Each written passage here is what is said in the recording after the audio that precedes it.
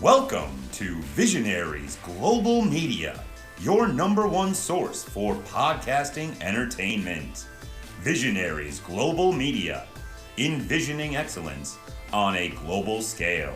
This is Banned from Ringside. Tonight on the Banned from Ringside podcast, it's your 2024 Beefer Awards. They brought a couple beefers with them. This is the beefer. So, without further ado, let's get the beefing, man. Tonight on the Banned from Ringside podcast.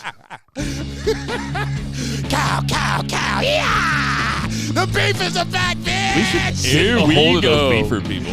It's at 9 to 5. It's time to feel alive. Hello, Mark. So welcome to the Banned from Ringside podcast. As always, I'm your host, Bill Vagey, a.k.a. Bro Beefer Hose. That's it's really hard to say.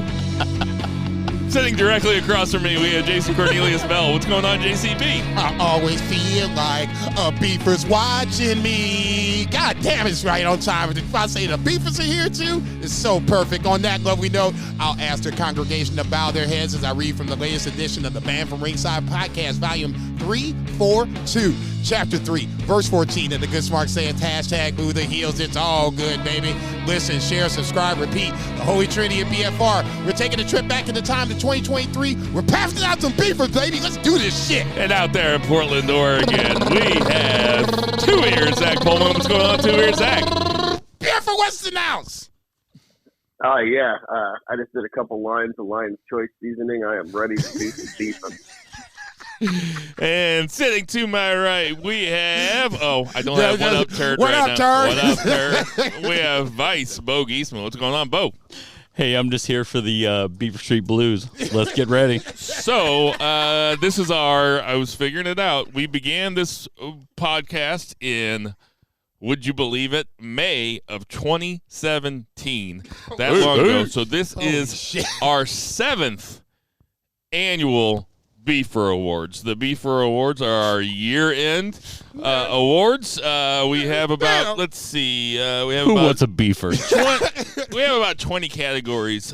So, we're coming at you from beautiful St. Charles, Missouri. It is cold out here, but not as cold as it was last week. It feels downright balmy. It's 46 degrees. We're downright balmy. We're getting ready to kick it off. I don't know what else there is to say. There ain't nothing to say. Shit, let's do this There shit. ain't nothing to say except. Let's get the beefing, man. So the land before time. For the curtain jerker of the Beefers, let's go to, I want to start off with something big, but not one of the huge ones. Let's start off with the Tag Team Match of the Year. So, the Tag Team Match of the Year, what we had as our finalists, and we have votes, and we put it on Twitter. It took me a while to put it on Twitter, and I apologize for that, and I didn't put all of them on Twitter. I was trying to do it during my lunch break. But for the Tag Team Match of the Year, our 3 finalists were Sami Zayn and Kevin Owens versus the Usos at WrestleMania. Bullet Club Gold versus FTR on a Collision, I believe. And the Young Bucks versus FTR. Zach, I'll let you go first, buddy. What do you got? This might seem a little surprising. I think that Sami Zayn and Kevin Owens versus the Usos was just a perfect main event of a WrestleMania. It was historic because it was the first time a tag team match had main evented a Mania. It was a feel-good moment for the ages, and to boot, it was awesome. So that gets my vote. Jason, what is your vote for Tag Team Match of the Year? We have one vote for Sami and KO versus the Usos. And with no problem with that. It is on my list of 3, but the list that I sent you was from top to bottom, and it's no disrespect to Sami, KO, and the Usos. I think that's on the list. I have no problem with it, but I'm going to stick with what my knee-jerk reaction was, and I'm going FTR versus Bullet Club Gold, especially with Bullet Club Gold being Jay White and Juice Robinson. It's a little surprising that they mesh so well, and it goes against everything of my tag team roots that I've ever thought of. But all that being said, the barn burner that it was going all the way up to the finish, I'm going FTR Bullet Club Gold. So right out of the gate, we have you two guys, you two motherfuckers, good friends of mine, podcast co-hosts for over 340 episodes. You guys going to do me like this on the very first one because I was hoping that you two would have a consensus so that I could take the other one to just for a good pod, but I didn't want I didn't want to say he hedging his bets like a motherfucker. No, I didn't want to. I didn't want to be the deciding vote. Okay, stop being a bitch and come on.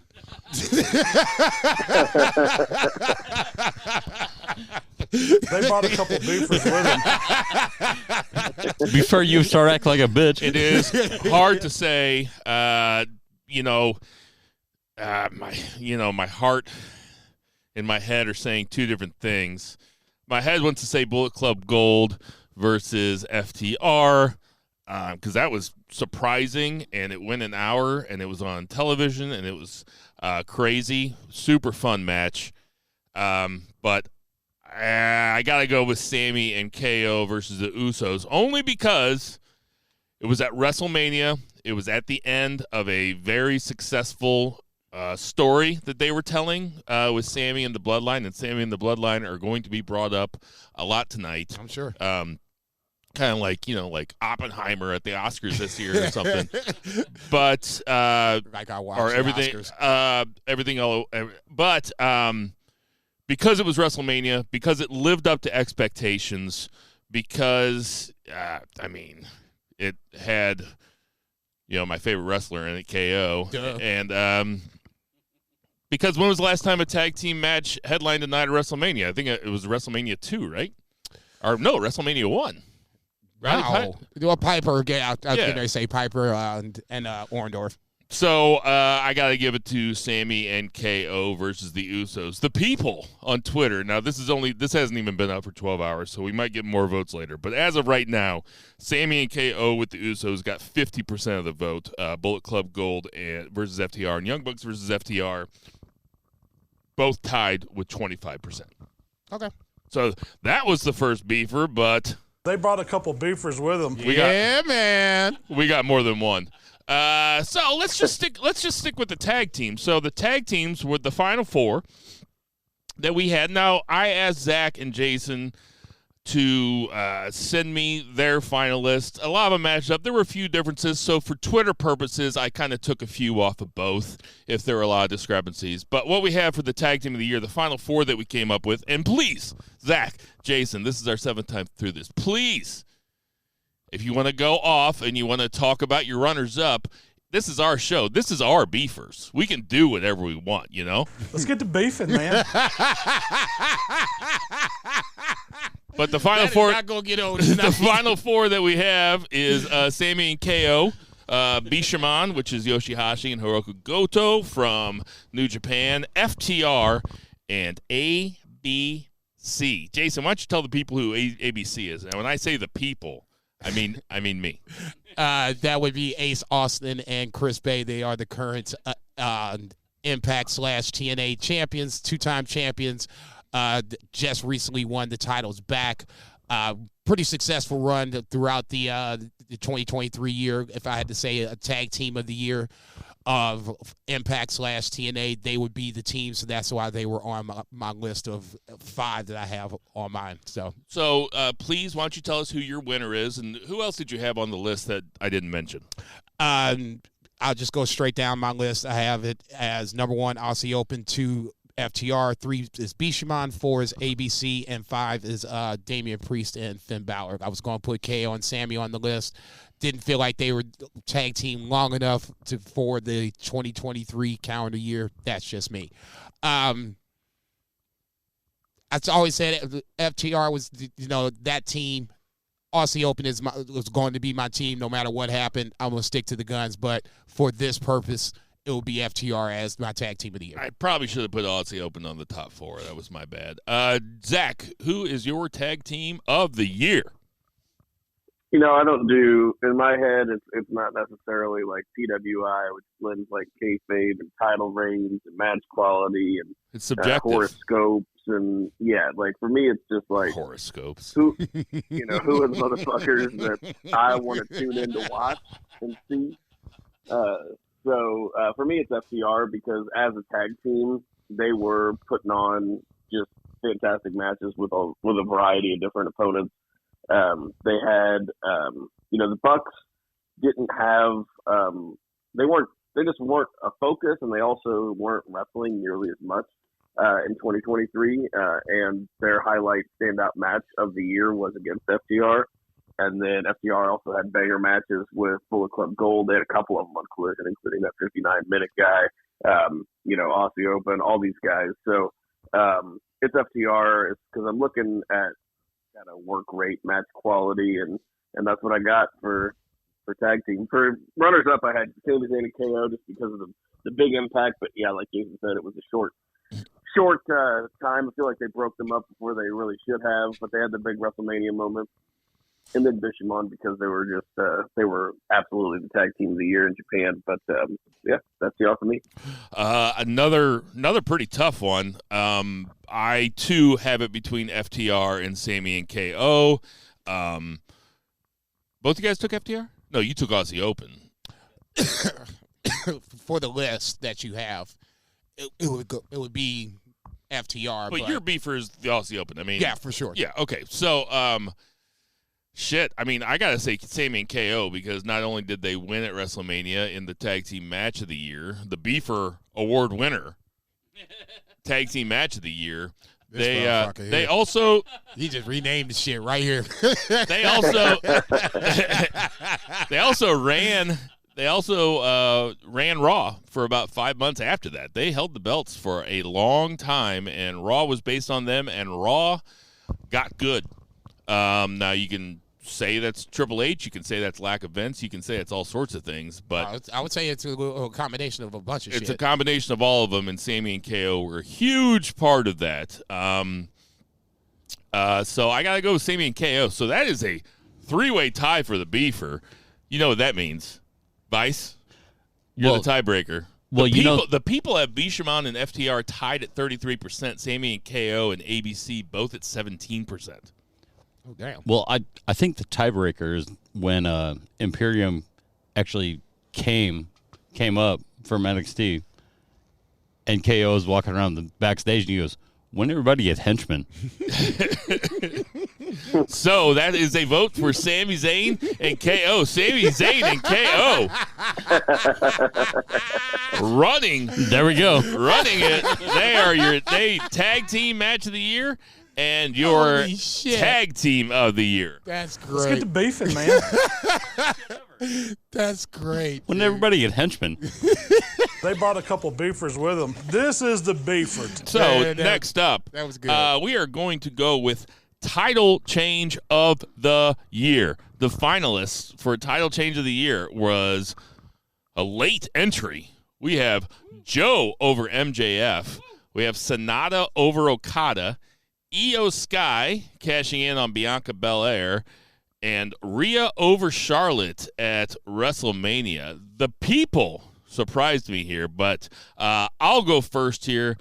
I'm going to say Sonata over Okada to me isn't even that. I mean, to me, that's a bad one. That's a bad title change of the year. That's just the one worst title change of the year.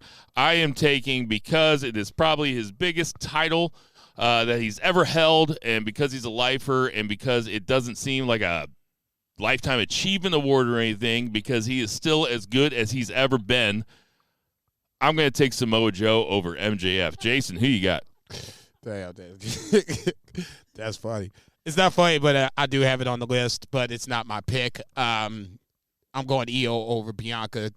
For me, this was at least a signal of change where in a scenario 5-10 years ago, this wouldn't even have been a thought process. When Io Sky came up from NXT, I didn't have a lot of hopes for her being a champion, just, maybe another spot monkey where, we saw her jumping off the top of the cage. No, look, under Vince, yeah, I can see her jumping off the top of everything with a trash can on her head. Under Triple H, She jumped off off that top of the cage with the trash can as the world heavyweight champion. That's right. That's right. Okay, so I mean, you can do all that crazy shit you want to. Do it as the champion. There's totally different. There's a huge difference between the two. Okay, I grant you that. Huge pop, huge moment, right place, right opponent to go over.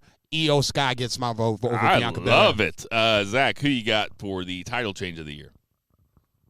Just to add a little drama to it, I'll couple that I had that I really liked. I had Christian Cage over Luchasaurus because, my God, we saw that coming. And also, I mean, we don't have a heel of the year. Yeah, we don't have a heel of the year, but I think we can all agree it would be Christian Cage if we had heel of the year. Yeah, and that's it's runaway. Don't even trip. That's a Cecil B. DeMille award. We could name the award after him. It's like Kennedy Center honors. But yeah, I put a few. I feel like I had recency bias on a few, but I even looked at the title history of all the major titles and the major promotions. And there wasn't a lot of change because that seems to be the trend now. Seth didn't win it off of anybody; he just won it. And he's still the guy. Right. Yeah. But I really liked the Logan Paul over Rey Mysterio. I think that I called that, and putting a title belt on Logan Paul is just phenomenal stuff. That guy gets it, but.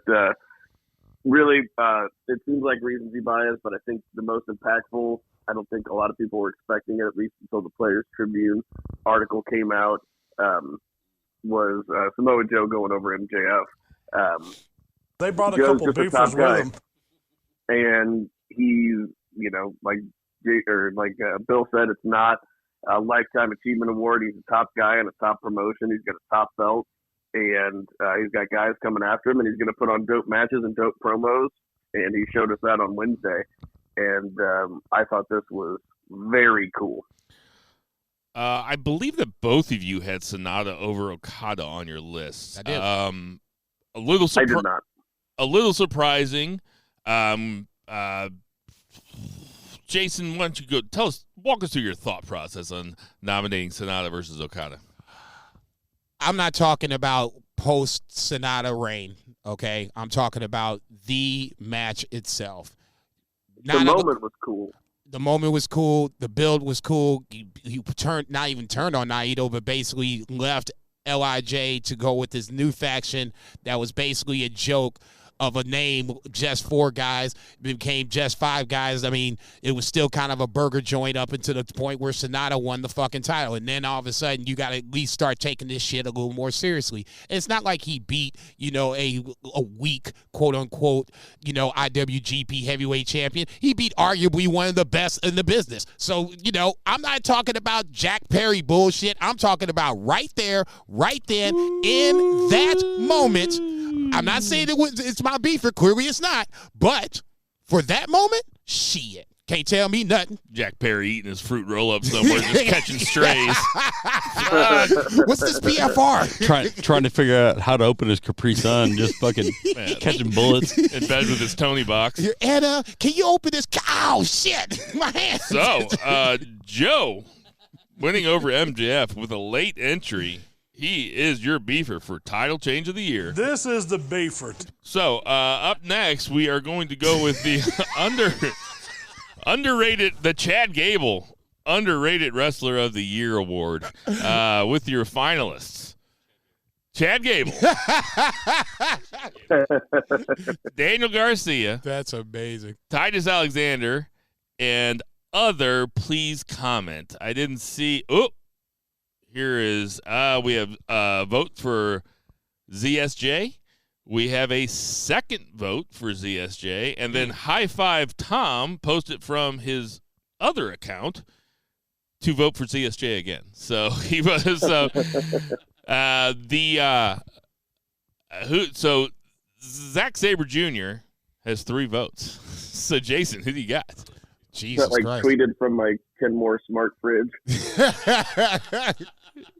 Well, High Five Time says, sorry, I posted this twice. So I don't know if he's one of those other accounts or if he posted it and then deleted one of them. So we'll say ZSJ has 2. 2 votes. Okay, completely fair. I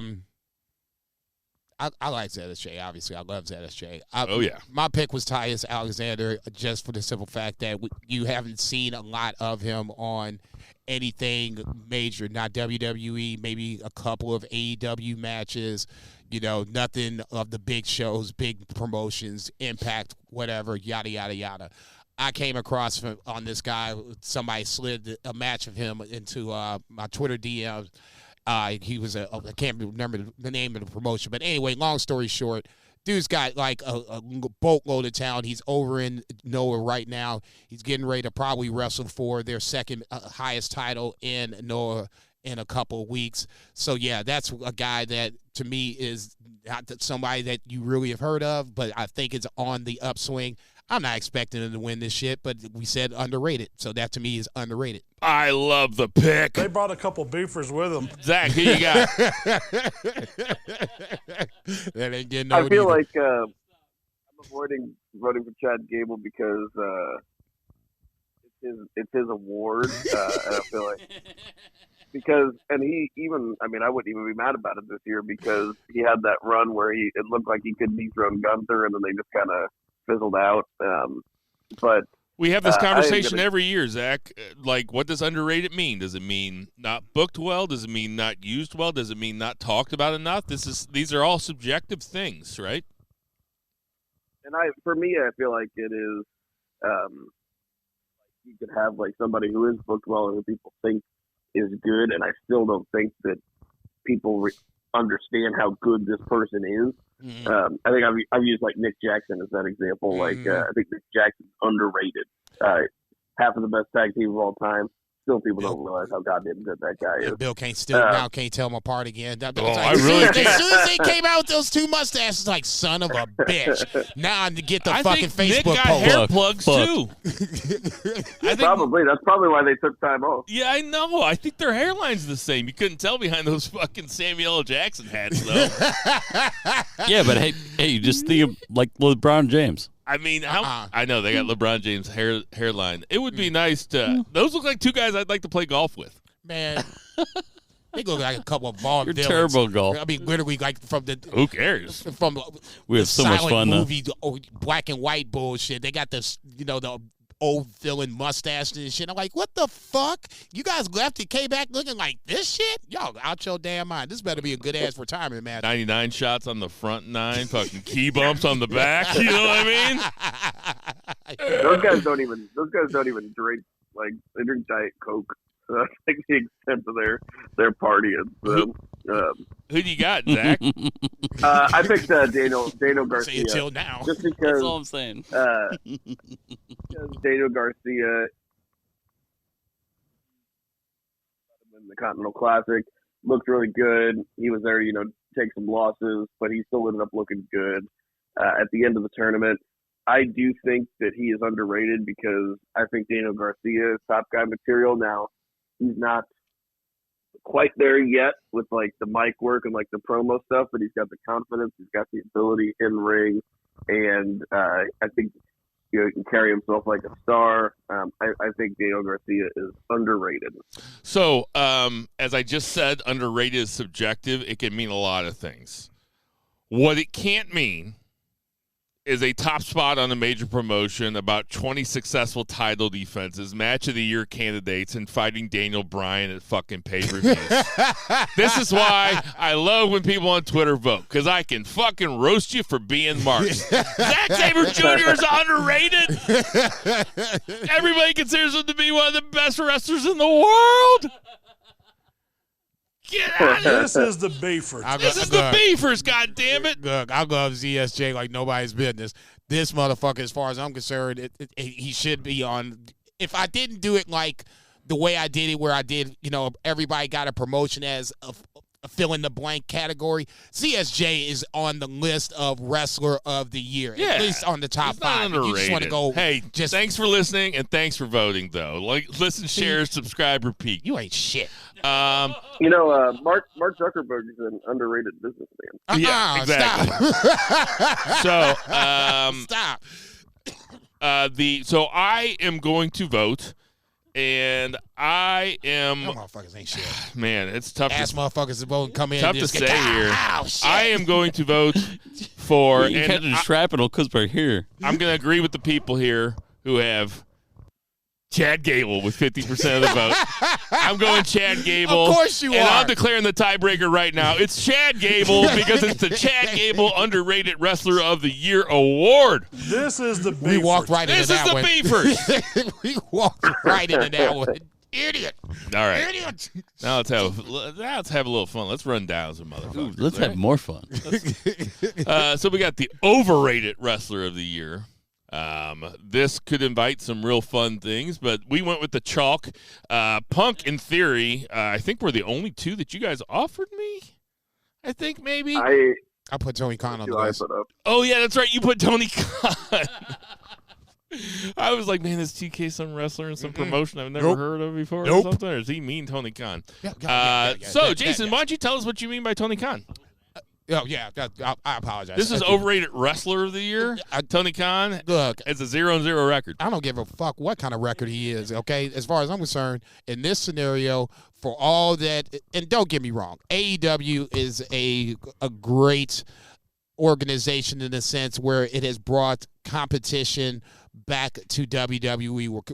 The AEW has made WWE raise its level and other promotions the same way. However, as I've said multiple times on this podcast before, and I'm probably going to say it on episode 343 as we go back to AEW, Tony Khan gets a lot of credit for things he deserves to get, okay? This MJF heel to face turn run, it was done so very well that even I was like, no, this is not going to last. This is not going to last. And all of a sudden, he's like, damn, he's a straight up legitimate heel or straight up legitimate face. But there's so much shit. Okay, example. Santana and Ortiz had a little feud going on, all basically on Rampage, and then they had the match between the two, and then you ain't seen these two motherfuckers since. Okay, Santana's fucking the House of Glory champion at this point, and Ortiz barely can get on TV. Can I ask you a question, Jason? Sure. Much in the same vein as ZSJ, how can ZSJ be underrated if he wins a whole lot and gets to fight maybe the best wrestler in the world, Bryan Danielson? How could Tony Khan be overrated if he's spent an entire year just eating tons of shit from everybody all the time about his booking, about how he runs his business, about saying that he feared for his life when 0-2 CM Punk in the UFC was back there. He feared for his life. How can you say that Tony Khan is overrated if everybody hated him all year? I would say Tony Khan had a shit year. Oh, no, not. I think you could over-exaggerate when you say everybody hated him. There are still some Tony Khan fans that are out there, hardcore. Just die-hard Tony Khan fans? There are die-hard Tony, but they're fans. I mean, shit, it's short for fanatical. So they're going to go out with the shit, whether you like it or not. Okay? That's just who they are. Okay? I'm sorry. And I will continue to say this. He is a great matchmaker. The booking, storytelling, I'll just be nice and say it's inconsistent as best. It's not Booker of the Year every fucking year. There's times where he gets it, but there's times where he fucking misses it too. I keep trying to find the list. Let's get to beefing, man. Okay, that's the one I got to hit. Sorry. No, I love it. Let's get to beefing. So who's your vote for? Tony Khan. Shit. Oh, fuck yeah. Let's get to beefing, man. Shit. Zach, who is your overrated wrestler of the year? I think it was the sound guy on WrestleMania. Also not a wrestler. No, it was for me. It's CM Punk, man. It's just CM Punk. Needle mover. Everybody talks about him all the time, and he does that thing where he gets people to give a shit about what he says and what he's doing. And I mean, that is what the business is about. But I don't know, he ain't athletic. He doesn't put on like incredibly dynamic matches. All of the shit that you talk about with him is just him being a fucking cocksucker all the time. So like, I think he's an overrated wrestler. So on a scale of 1 to 10, with 10 being like the festivity, how mad are you going to be if Punk wins the Royal Rumble? I'm fully expecting to. I'm not gonna be mad. I just think he's overrated. I just think people care about Punk way more than they should. Maybe including me sometimes. Like, we talk about him all the time. Yeah. This was the year that we tried to say we'll never say his name again. We thought we got rid of him, God damn it. I know. We thought we were clear. I threw LA Knight on the list because I don't spend as much time on wrestling Twitter as I used to, but I thought there were a lot of LA Knight haters out there. He's got 9%. Theory has 36%. And the winner is, the only winner that there could be. It is John Cena. No, I'm kidding. It's CM Punk. For all the same reasons that Zach said. John Cena lifted weights. Oh shit! Fuck him. What, in his neon green shorts? So I say, on the Hims commercial. It can only be Punk. That's and Punk had some good matches, but man, now he's got some fanatics out there. Anyway, that is CM Punk, and that'll bring us to our next. What's worse, Sasha fans or Punk fans? Ooh, damn. What was the first one you said? Sasha Banks fans or Punk fans? Yeah. Oh, it's Punk fans. Punk fans are insufferable, man. Like to like that. It really is like a cult of personality. It's like fucking Trumpers. Like he can do no wrong with them, even though all the evidence points to him being a complete buffoon and total prick. Well, they ride or die with him. Well. Hey, Zach, you're not here, so you have no idea how animated Bill is right now. I'm serious. He's got to rock it a little bit. I'm serious. He could easily push a fucking car 8 blocks right now. Let's get the beefing, man. Yeah, let's get the beefing, baby. He's getting a beefer. They brought a couple beefers with them. Let's do it. Damn right we did. All right, so we have the turn of the year, which is the MJF face turn, the Nakamura heel turn, or the Sami Zayn face turn. Jason, you go ahead and go first. All three really good choices. This was probably one of the hardest for me to come up with because it was, there wasn't a lot of really impactful turns that I could think of. But of the list, these are three that I would have no problem being the finalists for. All that being said, I already said it, so I'm gonna stick to it. Nakamura was very, very intriguing just because his turn led to some really good matches and some really good moments. But for me, it's still MJF because for me, I never thought in a trillion years that if you'd have told me that this was going to happen at the start of the year, I'd have laughed in your fucking face. There's no goddamn way that MJF would be a face that everybody would ultimately accept as such. By the end of the year, you see an MJF pleading to not hit Adam Cole. That was the Twilight Zone, Bizarro World all rolled up into one. So as far as I'm concerned, the other two are really excellent choices. No problem with that whatsoever, but I'm going with the MJF ultimately face turn as my beefer. Let's get to beefing, man. Who you got, Zach? Yeah, really enjoyed the Sammy face turn at Royal Rumble, but he was making the bloodline so likable, and he was already so likable that it was just kind of more of a markout moment than an actual turn, even though it was a turn. Very good. It's got to be MJF because meeting MJF in person, in character, and then you just be like, hey, he's gonna be the top babyface in all of wrestling. You're like, yeah, right. We gonna beat his ass. And we talked about him, he's been best heel, every single year since he's been in AEW. He's just kind of made for it. And for him to be able to play the role of face and to get fans invested in stupid shit like kangaroo kicks. Horrible, and, but he got it over. I mean, he got the kangaroo kick. He got the double clothesline over as a finisher. Just he does the like headlock takeover. Just go wild. It was great, and also I think the way that he cemented it in that promo on Dynamite with like talking about his dyslexia and his ADHD and the bullying. You know, the kind of even before we had all the you know, not the Gaza Strip's been particularly peaceful in our modern history, but before we had like the current conflict, him doing the stuff where he was getting bullied and, you know, with quarters and the pick him up, Jew boy, pick him up, all that stuff really, that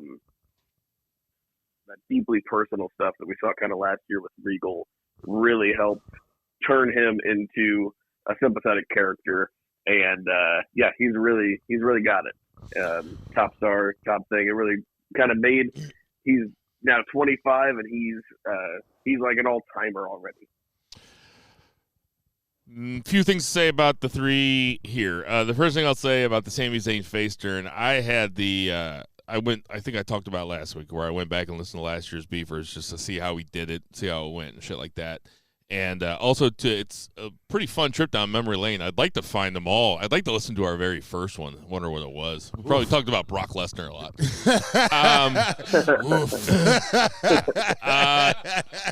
But on that episode, we have a conversation about Sami Zayn, and like we all agree, all three of us are like, well, he's a face in a heel faction. Like he was over as a face at the turn of the year last year. Yeah. Nakamura heel, we've seen it before. It's on the list because how well they did it. They like this Nakamura heel turn. They made him a believable contender real quick. They heated him up real quick. MJF face, you know, I used to talk about how like, man, he's going to be an over face someday. You did say that. But just because I saw it coming doesn't mean that it was still kind of remarkable to watch. Like it play out in real time in front of you. Like it was pretty seamless, and that's why he calls himself a generational talent, because he actually might be. So I am also voting for the MJF face turn. That is your beefer of the year. This is the beefer. So pay-per-view of the year. You guys are gonna have to do a little reminding for me here. But we have WrestleMania Night 1. We have All In, which got 0% of the vote on Twitter. I'll just, spoiler alert. We have AEW Revolution and NJPW Dominion.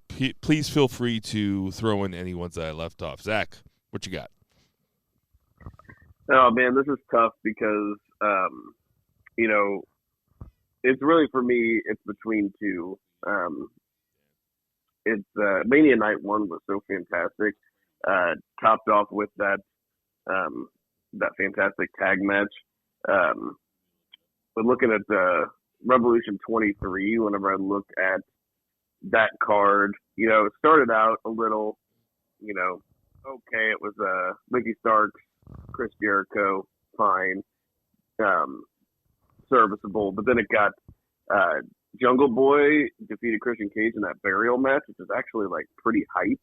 And then we had a 6-man tag with House of Black and the Elite, which is even more hype.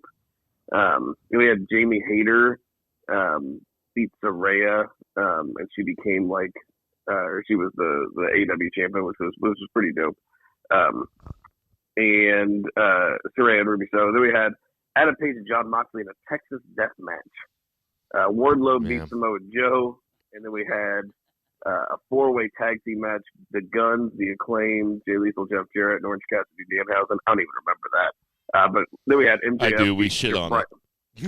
Yeah. Just reading it sounds really bad. Yeah. But then we had MJF and Danielson in the best Iron Man match in history.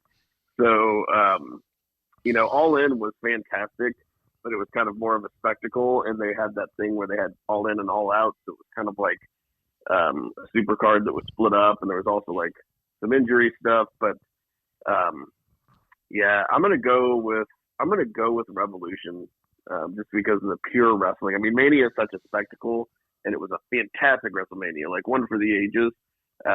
but I'll give a little bit of an underdog vote to Revolution for the pure match quality. So, did WrestleMania Night 1 also have Dom and Ray? I believe so. Let's yes. look here. I can pull it up because it was WrestleMania 39. Right. So, I don't know. That Revolution card, like, I remember it, and that, yeah, I don't know. Fuck. Wrestle Kingdom last year was really good, too. Like, it wasn't nearly as good as this year, though, whenever I looked at it. It had, like, that phenomenal match. It was probably the best match of the year. Spoiler alert, we'll get to it. But the rest of the card was okay. Yeah, I'm looking at it right now. Yeah, you're right. It was just kind of okay. It did have that match though, and so what else? Sorry, I didn't do my homework on this one. I will go with I'll go with 2 years in a row, WrestleMania Night 1. In fact, next year we're going to call that award the WrestleMania Pay-Per-View of the Year.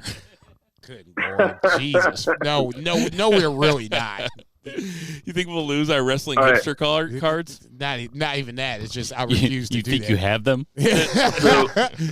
Yes. I actually watched. Ray and Dom was Night 1 of WrestleMania this year. And so was Rhea and Charlotte too, right? Yes. Nah, that's what I'm going with. I'm going with WrestleMania Night 1. Yeah, totally. In no that's order. 3 bangers. KO, Sammy, and the Usos closed the show. If you're the Pat McAfee kind of crowd, Pat McAfee beat The Miz, Rhea over Charlotte, Ray over Dom, Lita, Trish, and Becky. Yeah, I was getting ready to say, I was getting to that. Seth Rollins over Logan Paul. So, I mean, you had some bangers just on that alone. A couple of dip matches, bathroom break, probably the ladies match, and the Viking Raiders versus Alpha Academy. But overall, I think you had that. Curtain jerker was Austin Theory versus John Cena. So, even though Bill hates John Cena, it still adds a little bit of depth to the card itself. That's so right. I'm going to WrestleMania Night 1 to get my beef of the year. Or beef for pay-per-view of the year. What a shocker. WrestleMania wins the WrestleMania beefer, the WrestleMania hey, award. Man, you just ain't going to keep renaming shit, motherfucker. For pay-per-view of the year. This is the beefer. Okay, so we're moving on to the feud/angle of the year. As always, please feel free to add some others. But we have Swerve and Hangman, MJF and Cole, Sammy and the Bloodline, or the Dom heel run. Those are chalk picks. I'm sure there's some fun ones underneath there. Zach, you go ahead and go first. This is best feud angle of the year. Yes, sir. Overall, Swerve Hangman because of match quality and also just it elevated. It basically gave rise to a superstar. And there was some really meme-worthy shit in both of those. Hangman had a phenomenal promo where he said that he was going to walk his son by Swerve's grave and they would just take a piss on it every year, like an anniversary. It also gave birth to the What Up Turd. Gave birth to Swerve, or Hangman. Kicking over skillets.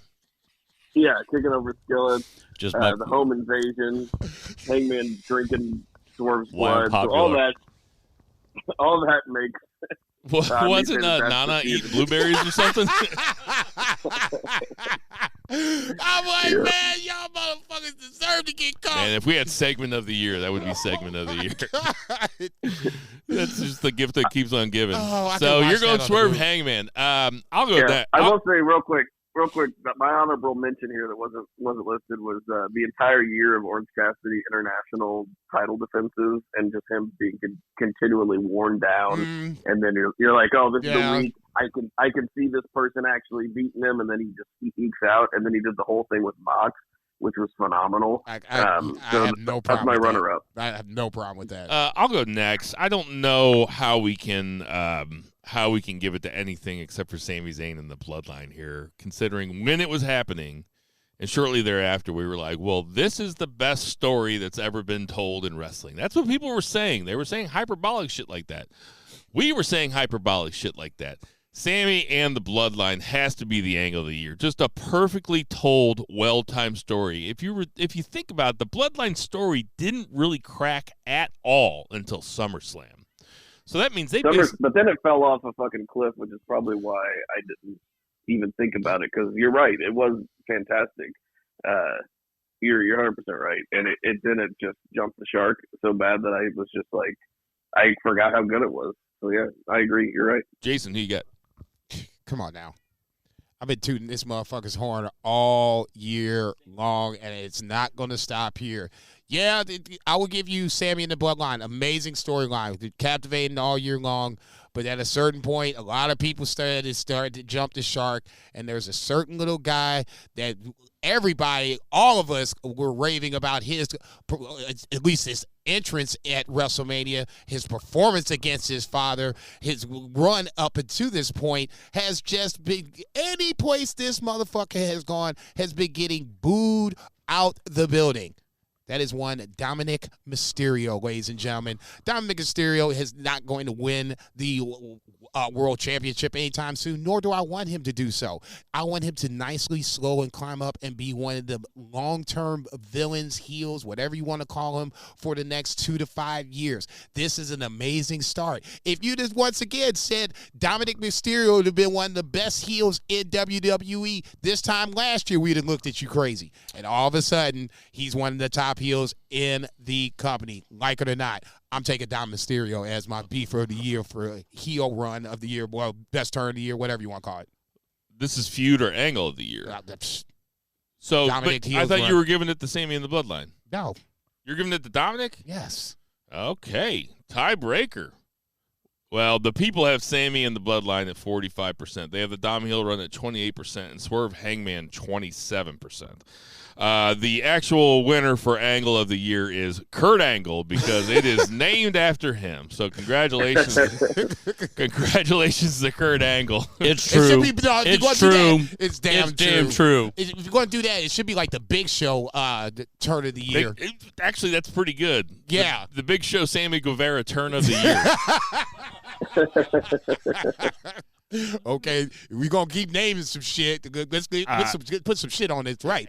It was an incredible year for wrestling because all three of those are good votes as far as I'm concerned. But we will give it to the people now with Sammy and the Bloodline coming in first. So congratulations to Sammy once again for his third beefer so far. Sammy's might need security to get out this motherfucker tonight. No, he's like Titanic. He's going to take one of those pictures. just like fucking James Cameron holding all the Oscars, but Sami Zayn holding all the beefers, which are, I don't know. Oh, my God, that is great. We have to design what a beefer looks like. Yeah, we did. That would be the next fucking it's like Photoshop that would have to happen. It's like roast beef sandwiches and pre-rolls. This is the beefer. The worst feud angle of the year. We have the Outcasts versus the Originals, Wardlow versus Arn. MJF versus the Devil. There's a controversial entry on there. And Omos free agency. Jason, I'll let you go first. Even shit, there's just so many I have that even one that's even above that wasn't on the list. So I'll go with the one that is on the list that I did vote for. When Omos was named as a free agent in the WWE draft, I remember you two jokers was like, you're Omos Sapiens. You Omos Sapiens. You motherfuckers was running that shit into the ground to the point where I was like, this doesn't even make any fucking sense. He so can't even say anything. No. It's like a osmosis gumbo. It was, where is A? Where is he at now? B, Gumbo. Like I said, you knew how this was going to end up playing itself out. He's nowhere to be found. How can you not tell me this is not the worst angle ever? They made it up like, oh, he could show up anywhere and anything could happen. He had 2 matches after that, and you ain't seen that Joker since. Fuck that. Apparently he's working house shows. Oh, yeah, house shows my ass. He working the fucking large fry. Yeah, the large fry and, They got one of those double-decker fryers. He hunched up. Double-decker nothing. Shit, he hunched over, man. Shit, fuck that. Omar's making 8 sets of wings. Who you got, Zach? This is just for me. The only one that I considered that was not on that list, Just Five Guys versus House of Torture, was abysmal. Yeah. Even by House of Torture standards. But for me, it's absolutely Outcast versus Originals. It dragged everybody down. It dragged an entire division down that was already pretty low. It was terrible. Man, you guys both Tell when he's telling lies. you guys both make some very, very compelling arguments. Fuck. You know what could have been added on the feud angle of the year is Carmelo and Trick Williams, but I forgot to mention that. On Best, right? On Best. Okay, yes. yeah. Okay. Yeah. I mean, that whole angle, that's been going on for a while. Yeah. But there's actually no NXT representation on this. But as I said, both of you guys make compelling arguments. I am an Homo sapien. I am wrestling is no Mas McGumbo. But no, I'll go Outcast Originals. That shit was terrible, man. That shit had me fast forwarding. At least I'm watching Omos. That motherfucker big. Just don't get a tattoo. Look how big it is. Just don't get a tattoo, or you won't get a present for Christmas. Not that year. Not that year. You think get to Outcast beefing, versus man. the Originals is good? All right, so let's move down the list. Okay, let's go with the women's match of the year. We have Mercedes Moné and Kairi Sane, Willow versus Athena, Becky and Trish in the cage match. Was that Kate or was that Hell in a Cell? That wasn't Hell in a Cell, was it? No, I believe it was a cage match on Raw, but don't quote me on it. No, they did a cage match on Payback, and then they did the no holds barred like weapons match on No Mercy. So we have Becky and Trish at No Mercy, and then we have Rhea and Charlotte at Mania. I'll go first here. It's Rhea and Charlotte at Mania. Arguably the best match of the weekend. Arguably the best match of that night. It is my women's match of the year. That match ruled. The only thing that takes it down an estimation for me is that Charlotte lost, but then she smiled like she knew she had just had a great match, and she just no-sold the end, which I didn't like. But that still is my match of the year. Who you got, Jason? Wow.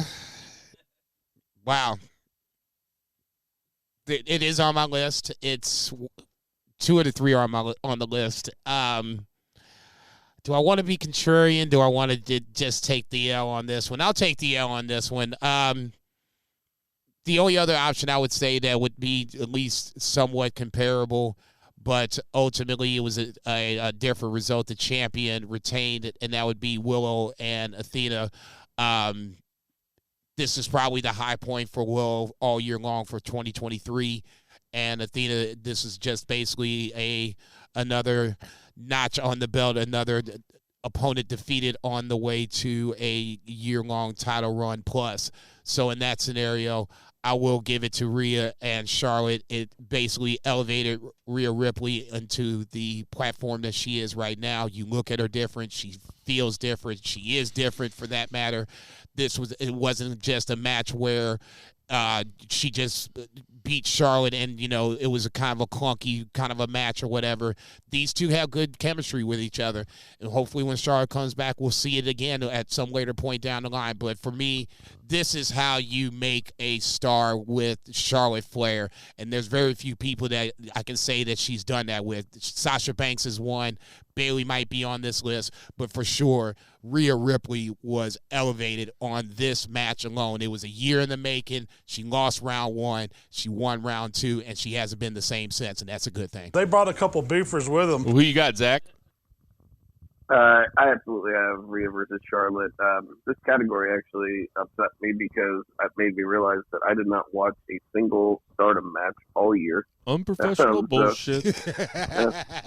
There's just there's too much goddamn wrestling, man. We gotta watch Collision and Dynamite. We gotta watch now Raw and SmackDown are good. I used to never watch that shit. Now they're good, and I gotta watch them. too much. Yeah, it's a tough problem to have. Goddamn, It's so much I wrestling. know. Let's get to beefing, man. So let's go with so Rhea and Charlotte in the landslide, right? yeah, I was gonna say it's Yeah. hard. I just rewatched it the other day too, and it was awesome. They went out there and they wrestled the main event. They're like, all right, well, we're not the main event, which makes sense because I mean, the Sami and KO and the Usos storyline was like so central to the company. Of course, they're going to main event.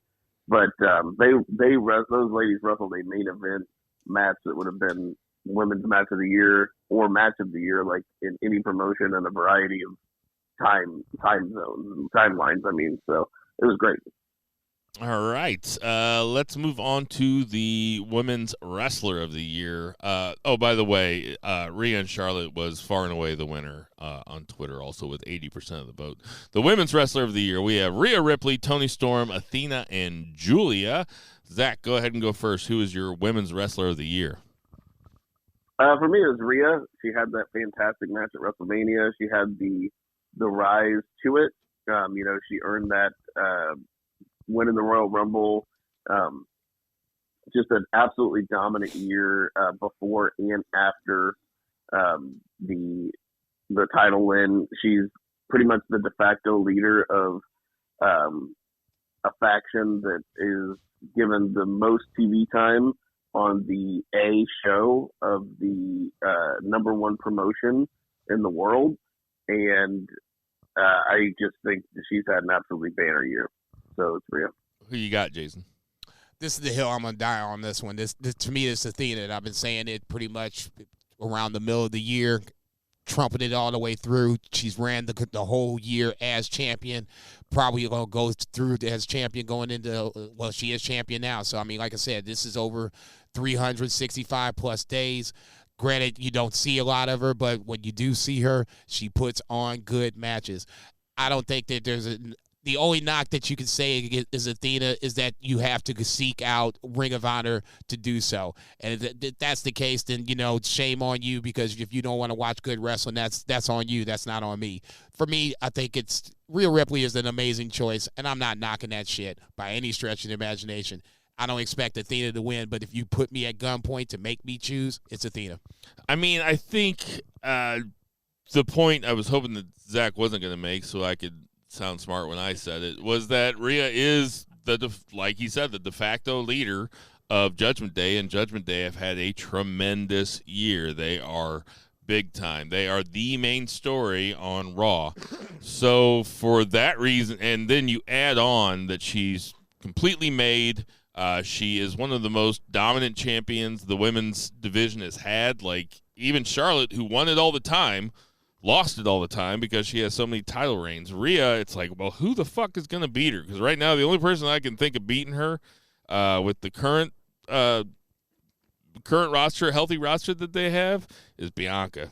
I mean, that's it. So the beefer goes to Rhea Ripley. Let's get to beefing, man. So we're going to do matches of the year. Zach went the extra mile and separated it out into WWE Match of the Year, AEW Match of the Year, NJPW Match of the Year, and Other Match of the Year. Now, that's a guy who does his homework. But before we do that, well, actually, we'll do Men's Match of the Year, which is the only one I put on Twitter last. So, AEW Match of the Year. These are Zach's finalists. Throw in anything else you want, but we have Ospreay versus Omega at Forbidden Door. We have MJF versus Danielson, the Iron Man at Revolution, and Danielson versus Zack Sabre Jr. at Wrestle Dream. So those are Zach's final three. What are you picking, Jason? Shit. You dirty motherfucker. Because it's on my list and it's my choice as the male men's wrestler match of the year overall. I'm going with the Ospreay Omega Forbidden Door match too. It's one of the wildest rides that I remember of 2023, and I've watched a lot of goddamn wrestling, but that motherfucker was from start to finish one of the best matches I've seen. I was already invested coming in. It drug me in more so, which I didn't think was humanly possible. So many false finishes, so many cringe moments where I was like, oh my God, I think he just killed Kenny. It was one of the best matches of the year. It was one of the best matches I've ever seen. For me, I don't care, regardless of promotion. To me, it's Omega Ospreay Forbidden Door is my in this case AEW match of the year. Yeah. So when I look at these three, Danielson versus Zack Sabre Jr. fucking ruled. MJF versus Danielson is, like Zach said, the greatest Iron Man match ever. I remember that match just sucking me in and just sucking me off. You know what I mean?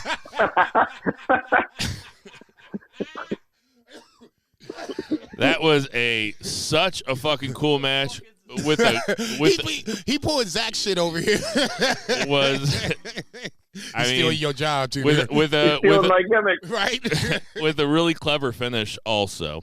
But one of the best matches I've ever seen, and one of the most fun experiences I've ever had watching a match in a room full of people, was Ospreay versus Omega at Forbidden Door. I don't want to give away what my markout moment of the year was, but there was a moment in this match that is one of the coolest things I've ever seen in a wrestling match, and I talked about it ad infinitum the week after. So that is my AEW match of the year. This is the Beefert. The WWE match of the year, Zach has laid out, is Sammy and KO versus the Usos Mania Night 1, Gunther versus Sheamus versus Drew at Mania Night 2, and Dragunov versus Carmelo Hayes at No Mercy. I would also throw in Dom and Ray at WrestleMania. I'll go first. So my vote here has got to be Gunther versus Sheamus versus Drew McIntyre. This was a match that I have gone back and revisited.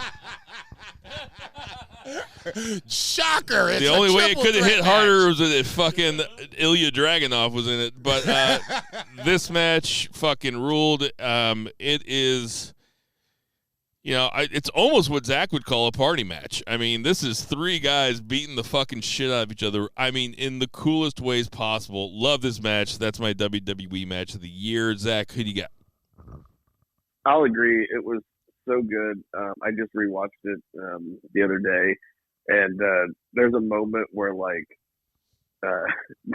Drew and Sheamus are fighting, and they're only fighting because they're both trying to like hit Gunther, and like they were just fighting over the right to be able to hit him at that moment. But yeah, just so tough and just brutal and just fun to watch. I'm sure it was not fun to do.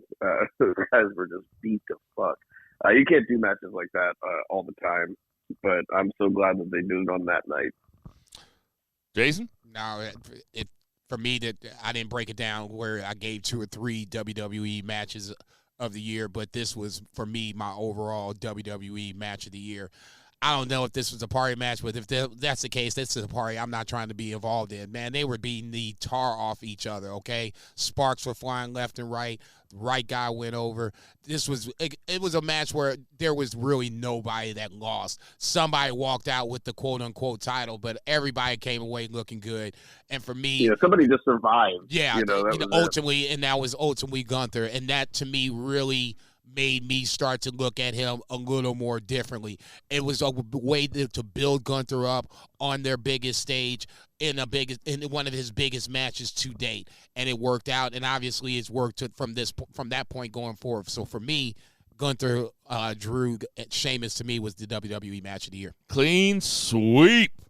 Let's get to beefing, man. The NJPW match of the year. We have Ospreay. You're gonna notice a pattern here. Yeah, right. We got Ospreay versus Shota Umino at Power Struggle. Ospreay versus Naito in the G1 final, and Ospreay versus Omega at Wrestle Kingdom 17. I will go first. The vote is for Little Bill Ospreay versus Kenny Omega at Wrestle Kingdom 17.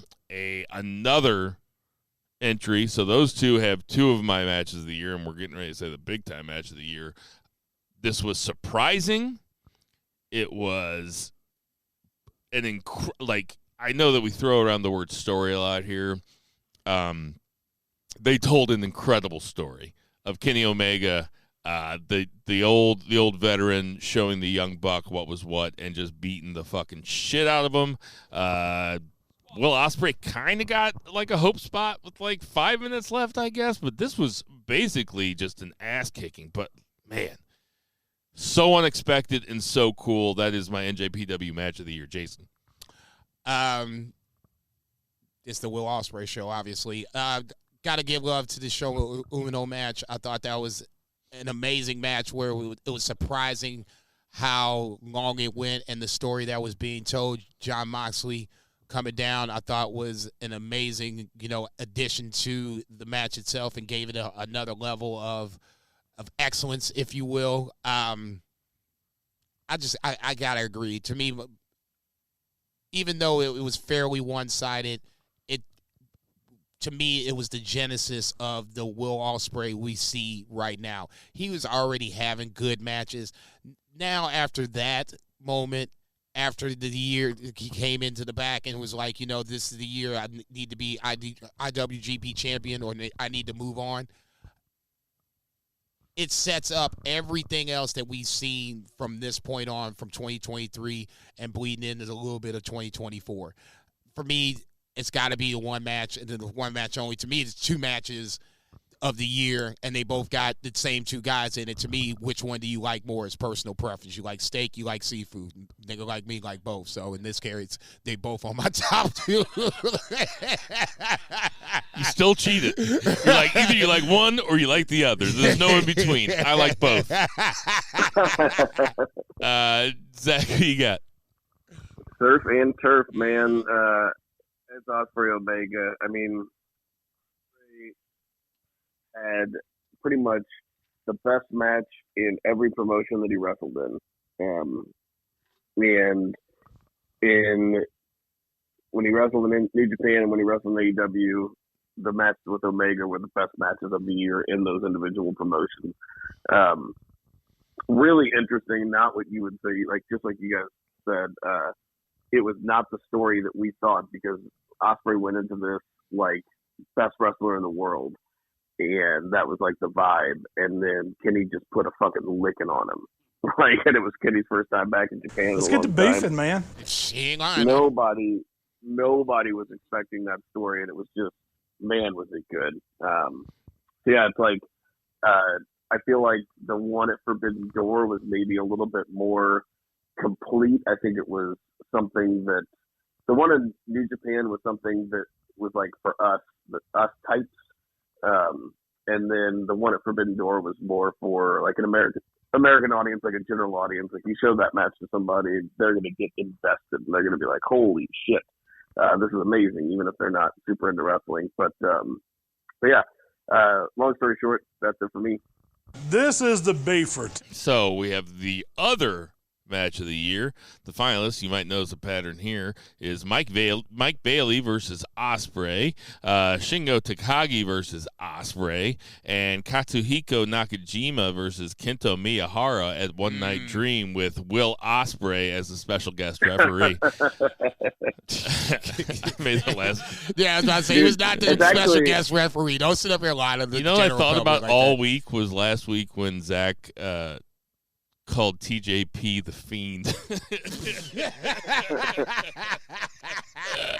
I thought about that all week. Your other match, so I'll go first and then I'll go piss. So other match of the year, I only watched two of these, and it's Ospreay versus Mike Bailey from Impact.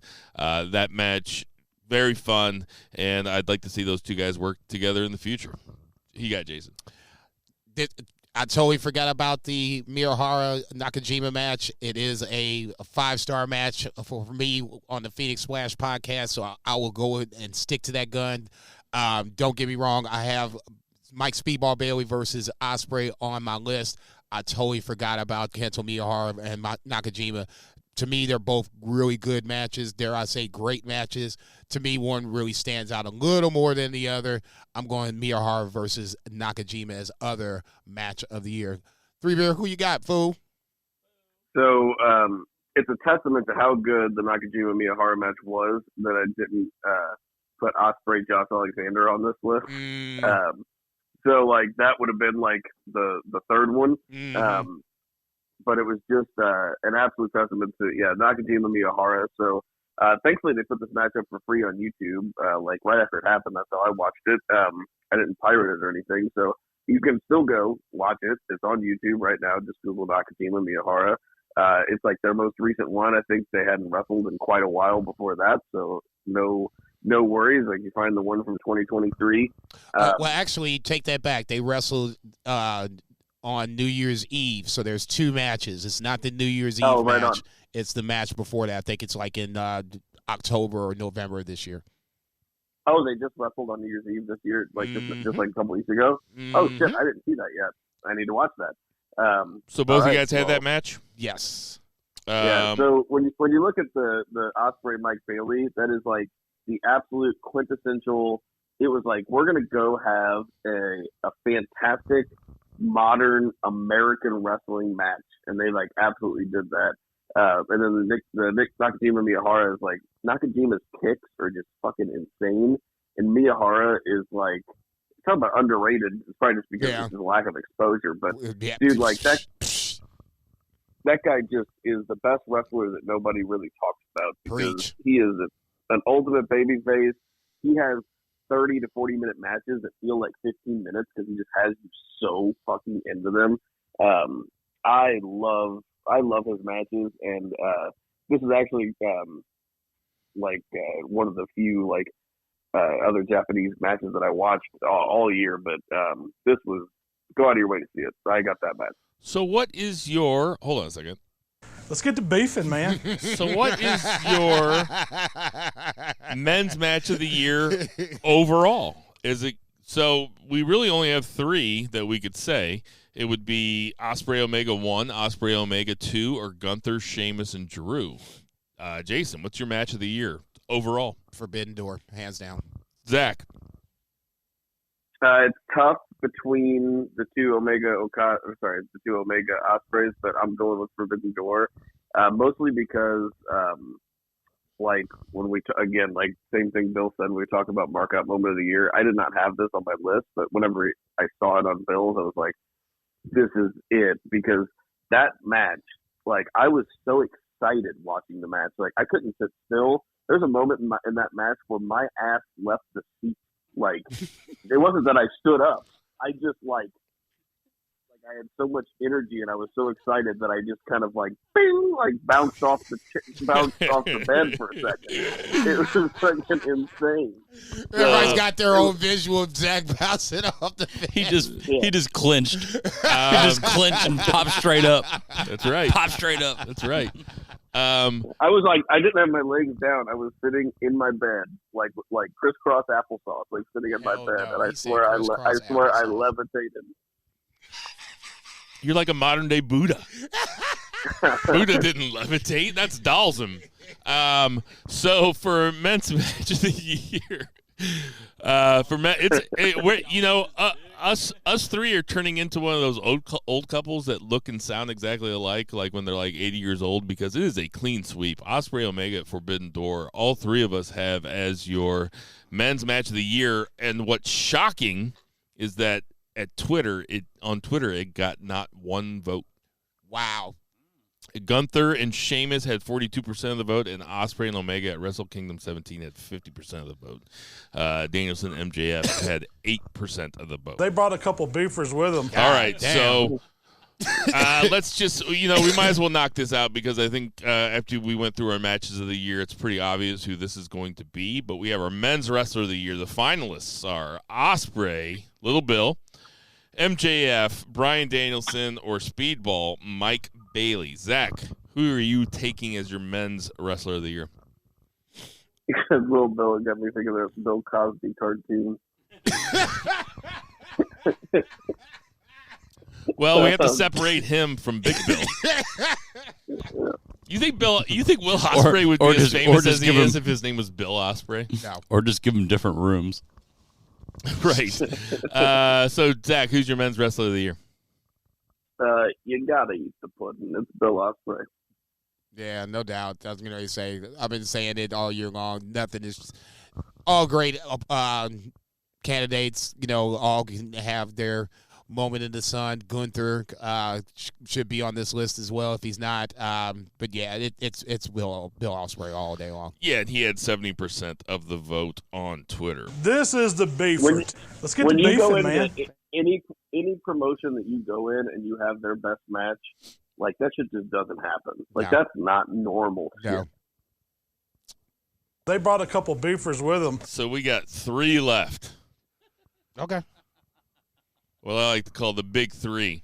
We have your Roman Reigns promo of the year. We have Cody and I'm sorry, I got kind of confused reading your guys' suggestions because there was a lot of Cody and Heyman, and I was like, wait, which one was this? Nah, but we have that, Cody and Heyman on Raw, the Ospreay Wrestle Kingdom 17 presser, the Alex Coughlin Wrestle Kingdom 17 presser. And then fuck you. No, not that one. Not that one. I know. I just like saying it. And then I just threw in Swerve calls Hangman Turd for fun, and that got 0% of the vote. See, Come that's on, what you guys. get. See, that's what you get right there. I'm going to go with the Alex Coughlin. I really wanted to put Alex Coughlin says fuck you to Bishamon, but I have Alex Coughlin Wrestle Kingdom 17 presser as my answer. I fucking loved it. Like that. I mean, it was like 8 minutes long, and he's talking about how he never got a chance. He got there and he got a chance, and then he only got in the G1 because Aussie Open left to go make some money in America. I mean, just a killer promo. That's my Roman Reigns promo of the year. Who you got, Jason? On the list, I do have Will Ospreay. Off the list, for me, was Ricky Starks. When Ricky Starks found out, it was just after CM Punk got the boot, his feud with Jericho kind of went left, and now he's in the middle of what to do next. And he came out and he cut.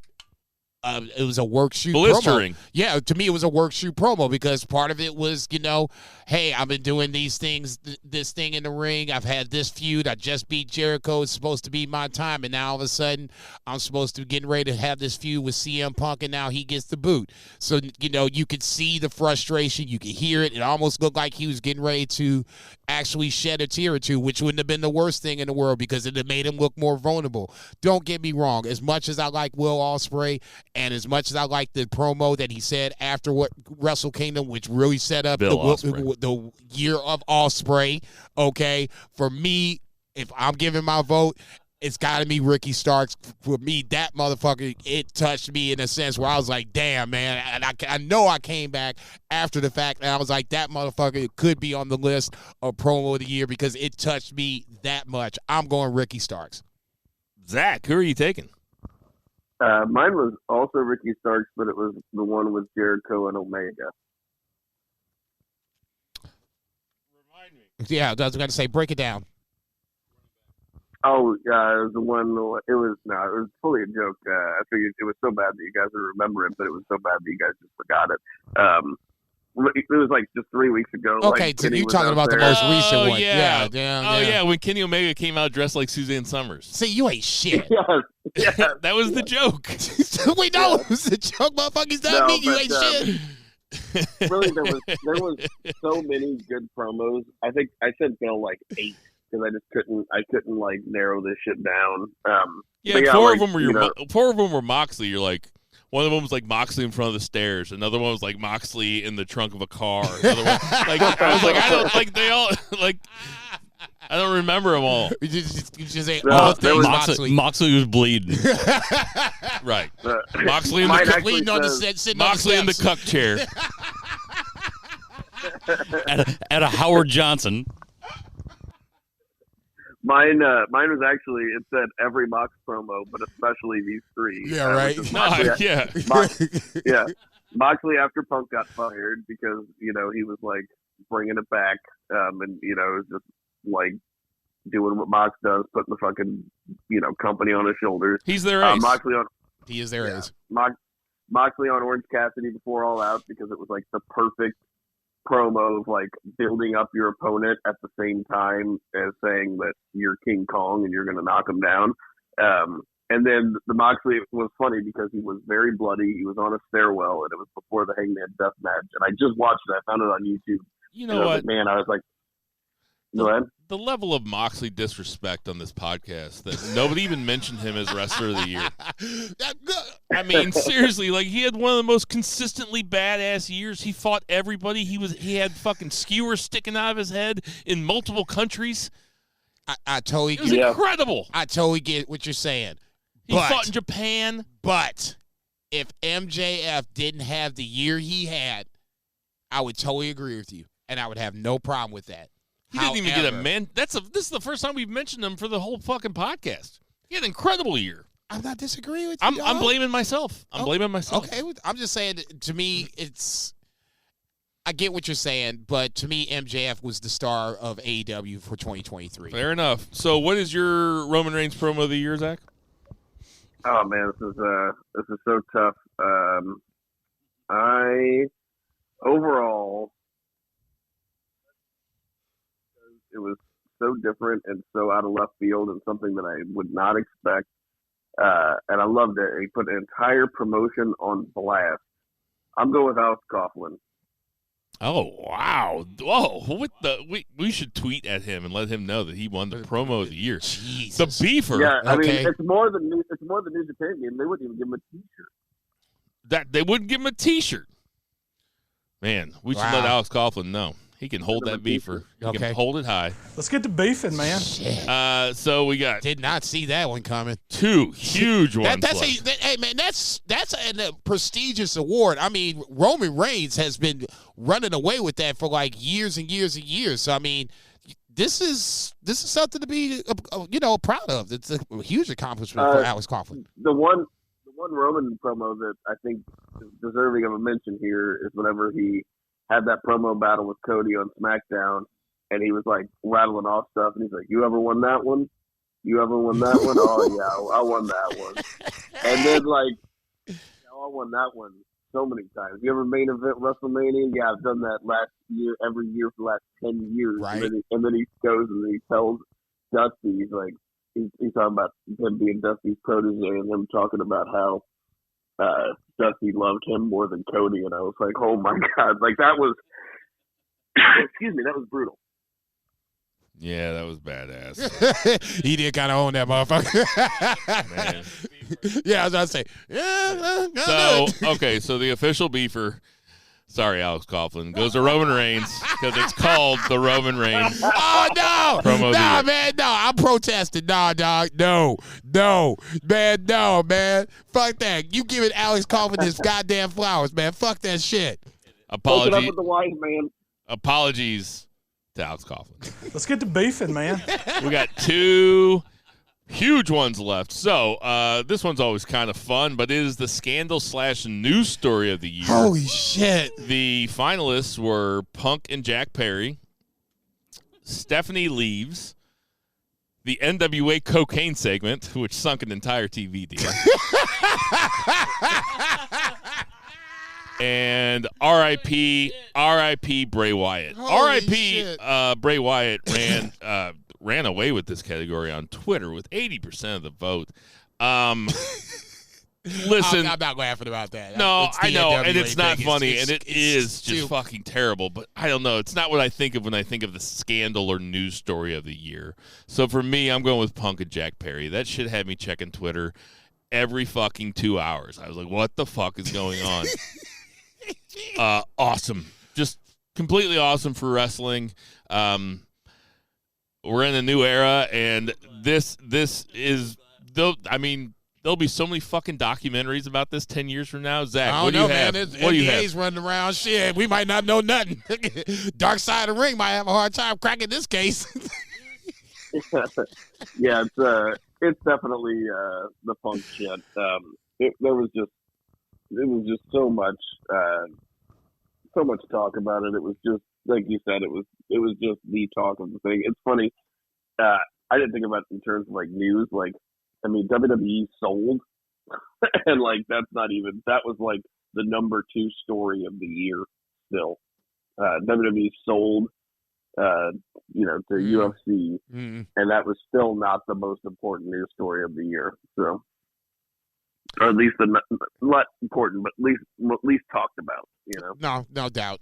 I was about to say, honestly, I totally forgot about WWE being sold. That just, to me, Vince not being in charge of creative is all I'm ultimately worried about. I mean, the business side of WWE is a fucking machine. I mean, it's going to take more than, a monkey wrench to, shut that son of a bitch down. I mean, it's just going to print money like Punk. Did our financial reporter just pick WWE being sold? No, he just threw. He said, okay. Threw out another one. Just it wouldn't surprise me. He is our financial support. No question about it. In a scenario where it's under normal circumstances, it would be a huge story. But you got motherfuckers acting the fool over in Wembley Stadium, showing their ass. So you two are taking CM Punk and Jack Perry. It literally changes 1, 2, 3 courses of 3 guys. Probably all in that same little clump. We haven't seen Jack Perry since. Ain't been seen since. CM Punk goes to WWE, and then Samoa Joe somehow, some way, takes that and catapults that into the World Heavyweight Championship. Everybody is changed because one person just couldn't walk away and shut the fuck up. I think that's an underrated aspect of this, too, because that backstage, and this actually just came out this week, DJ Who Kid, he was back there because he was out there with Swerve. So, like, DJ Who Kid had an interview, like, with I think maybe Chris Van Vliet or somebody, and they were like, yeah, so, like, were you were at the pay-per-view? He's like, no, I was in the room whenever all that shit went down, and he's like, it was funny because he doesn't really know everybody. He's like, these one guys they came back from their match all bloody, and then he's like, there was an altercation. He's like, oh my God. He's like, I thought this shit was fake. And he's like, all this shit's real. He's like, there's people fighting in the back. And he's like, and then this big Samoan guy just tells everybody to shut the fuck up and get back to doing their jobs. And so, it was obviously Samoa Joe, because it was Samoa Joe and Punk were going out. Hell no. Just got everybody back on track at the biggest show of the year, and I'm like, Tony, I'm sure is just like, I mean, feeling for his life. We know he's a top guy. Like that whole nexus, just like you said, like a butterfly effect situation. Like Samoa Joe just being the man in that moment. Like Tony's like, I'm gonna put the world title on this motherfucker. That motherfucker saved my life. We gotta figure out a way to get him a reward while we make a world champion. Shit. Great idea. And then, all right, and finally, this is the beefers. They brought a couple beefers with them. Let's get to beefing, man. the biggest award of the night. Some people have the wrestler of the year. Some people have the match of the year as the award of the biggest award, their best picture, best album, the equivalent. Ours is the markout moment of the year, and it is the moment where you marked out the hardest. So the finalist for markout moment of the year is Punk returns to the WWE. Sami Zayn turns on the Bloodline. Omega kicks out of the one-winged Angel at 1, or Hangman Page drinks Swerve's blood. Jason, what is your markout moment of the year? Wow. I'm like, whoa. Oh. Hey, man. Let's get to beefing, man. Say the list again. Jesus Christ. Punk returns. Hangman drinks blood. What was the fourth one? Omega kicks out of the one-winged Angel at 1. What was the one in the middle? Sammy turns on the Bloodline. Oh, man. Jesus Christ almighty. It's got to be. What a year. All just magical moments. Drinking the blood, definitely marked out. Sammy just murdering fucking Roman with the chair, definitely marked out. It's got to be the one-ring Angel, right? I mean, that just doesn't even though it was going to not be the finish of the match, because 9 times out of 10, when somebody else does the other person's finisher, it's not going to be the end of the match. But felt like it could have been. And when he kicked out of 1, it was like, what? Like the 32nd minute or something. I mean, the room erupted again. You made a whole... I by myself, marking out is one thing. When you make a whole room erupt, that's something entirely different. It's gotta be They the made one. a whole arena.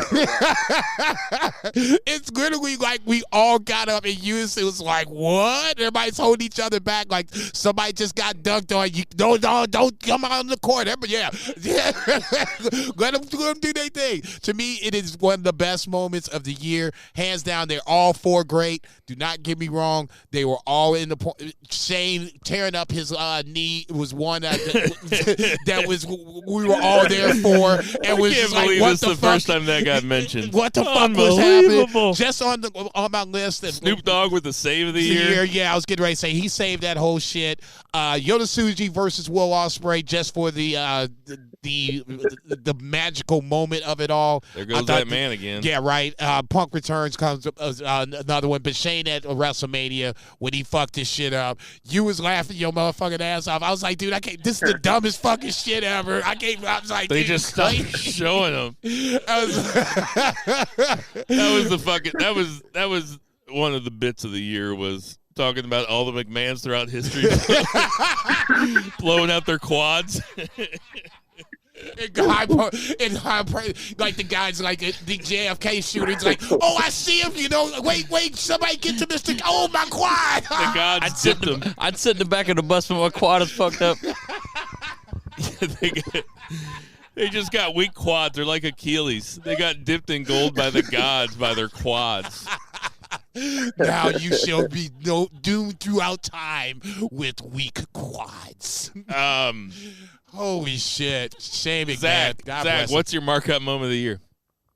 I'm crying over here. Oh my Me god. too. I want to go back and find that episode because that to me is easily one of the funniest fucking episodes. It's one of the It had to be the post WrestleMania one, right? It's somewhere after that because literally we were just clowning on these motherfuckers. It was easily one of the best segments. Zach, what's your markup moment? These are all so good, and I feel like they're so much better than a lot of ones that we've had in the past. I mean, the Shane one aside. I feel like the Hardys coming back at WrestleMania won one, and like all of these are so much better than that. I agree. And I had a physical reaction to every single one of these. But like I said, whenever Kenny popped out at one, like I'm watching this match and like I'm enthralled and I'm already like hyped, and I'm just like sitting on my bed and I was like a little kid, man. That shit just doesn't happen where you just can't sit still. And I just jumped up.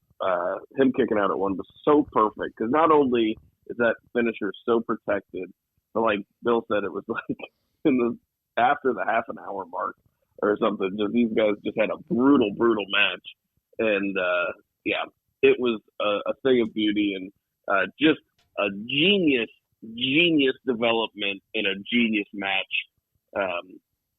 All time. That's an all-time moment in a wrestling match, and for that, it gets my vote. Yeah, just to keep the flow going, that's my vote also. That might be the hardest I've ever marked out.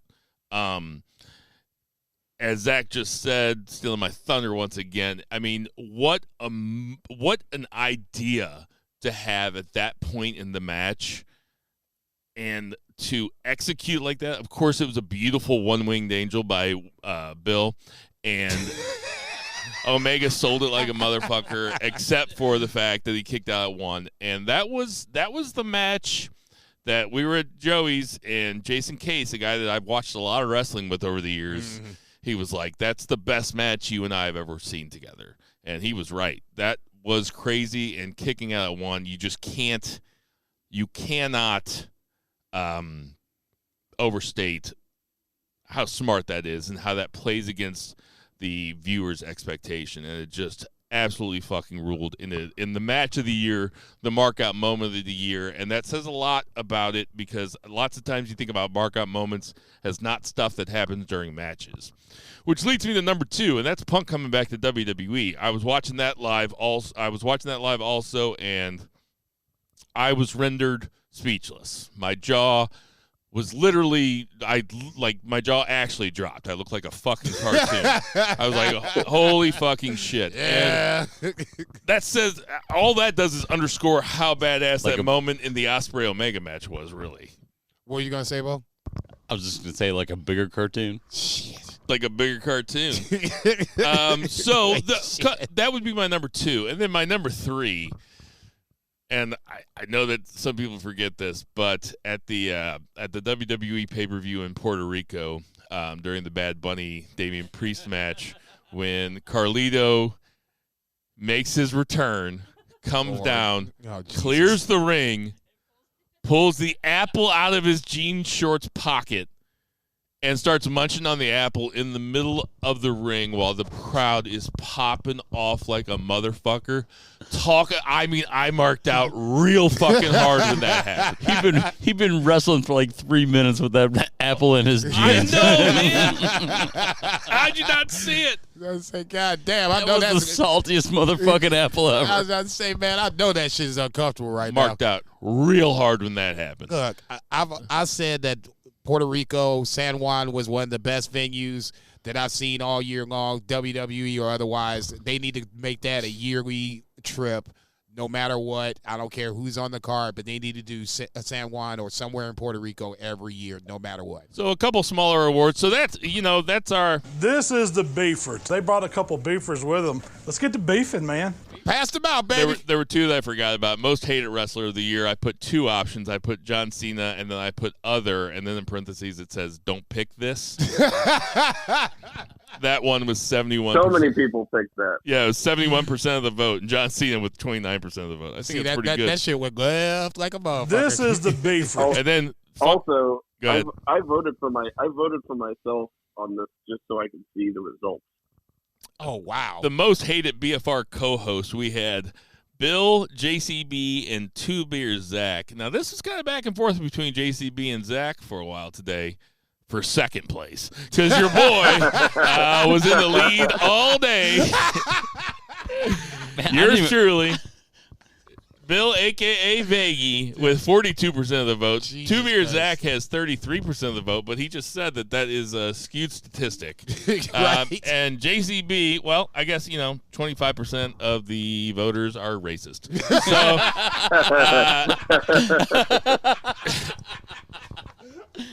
I didn't even vote. I didn't even vote. So, Zach, you voted for yourself Definitely just to see the voted for you. vote. So, if you wouldn't have voted for yourself, who would you have voted for? Again. That's 2 years in a row. You motherfuckers ain't shit. We say that's 2 years in a row. That's 2 years in a row. Look at you. You know what we're going to call that award? The Bill Vaggie Vaggie. Most Hated BFR Co-Host Award.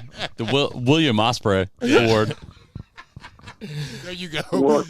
There you go. I was about to say, you keep stealing his thunder, we going to put Bill Ospreay's on somebody else's shit, namely your shit. This is the beefers. That's great. This is banned from Ringside. God damn. So that is I can't believe we wanted the to Beefers do 2024. I can't believe, just for the record, I can't believe we wanted to do this and then predictions all in the same show. That was never going to work. Yeah, well, Ever. No, I know. That's why we called it. I mean, we can't be doing it. Let's just get pre-rolls. Are we going to do any Battle of the Valley predictions then? We are not doing Battle of the Belts predictions. What is that? Collision? Battle in the Valley.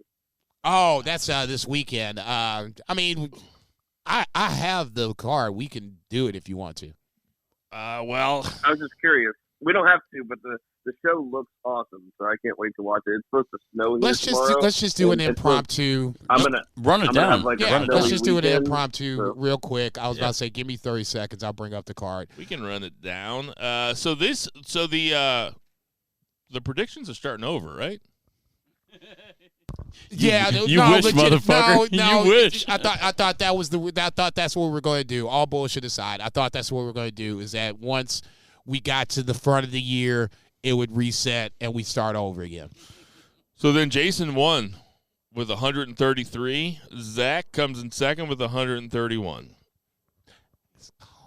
That's a 2-time champ, by the way. So this is the Battle of the Valley. Do you guys want to do official predictions for this? Zach can make the call on that. We don't have to do official ones. I just want we should We can chat about the card though. Yeah, what's on the card, Zach? Let me see. Sorry, I didn't pull it up. Battle in the Valley. I have it right here. I'm looking dead at it. Okay, what you got? Let's just start at the top of the card. It's Okada versus Ospreay, Shingo versus Jon Moxley in a no DQ match, Eddie Kingston versus Gabriel Kidd in the Continental Crown title match, Matt Riddle and a mystery partner versus TMDK. In this case, it would be Bad Dude Tito and Zack Sabre Jr. Julia versus Trish Adora for the strong women's title. Hikuleo and ELP versus, it looks like this is Clark Connors and Alex Coughlin, the aforementioned Alex Coughlin. I'm going to get you your beefer, dog. Don't you trip. THP versus, TJP, I'm sorry, versus David Finlay. It doesn't look like the global title is on the line there. And then you have Volador Jr. and Mascara Dorada versus Rocky Romero and Sobrano Jr. And then the opener has Shota Umino, Fred Rosser, and Jacob Fatu, very interesting, versus Team Filthy, Tom Lawler, and West Coast Wrecking Crew. Where are you looking forward to here, Zach? Oh, man. Just this thing kind of, came together because they don't really announce shit till other stuff happens. So kind of fully this week. But I mean, dude, like Ospreay Okada is always phenomenal. We've got two of my favorite wrestlers ever, Shingo Takagi versus Jon Moxley in a no DQ match. Those guys are just going to murder. Underrated match that a lot of people might not think has a lot of marquee value, but I think will be dope because he's got something to prove. We got Eddie Kingston versus Gabe Kidd. Oh, my God. I mean, just those top three matches right there. I didn't even know this was happening. Then we're getting Matt Riddle in a New Japan ring. So, if Mascara Dorada wants to bring it, him and Volador could have a great match. I mean, this is going to be just a very fun card, top to bottom. Jason, what are you looking forward to? Shingo Takagi and Moxley in a no DQ match. It kind of makes my dick hard. I'm not even going to lie. I love how Shingo just came backstage, and when Moxley was cutting a backstage promo and basically just called his ass out, I was like, fuck yeah. That's a dream match. It does say Gabe Kidd. It's kind of a dream match. No, all bullshit aside, and no rules involved. It's just going to murder. Gabe Kidd, I think, is an up-and-coming star. We were talking about this on PSP earlier this afternoon. I'm not going as far as generational talent yet, but he's definitely a madman. Him and Eddie should have a good-ass match. I'm curious to see who X is to pair with Matt Riddle. Ultimately, I don't think it really matters. It should be more about ZSJ than anybody else. Actually, can I say something about Gabe Kidd real fast? That I forgot to mention that as one of my runners-up for NJPW Match of the Year was Gabe Kidd versus Kaito Kiyomiya in the G1. I have no problem with that was very fun.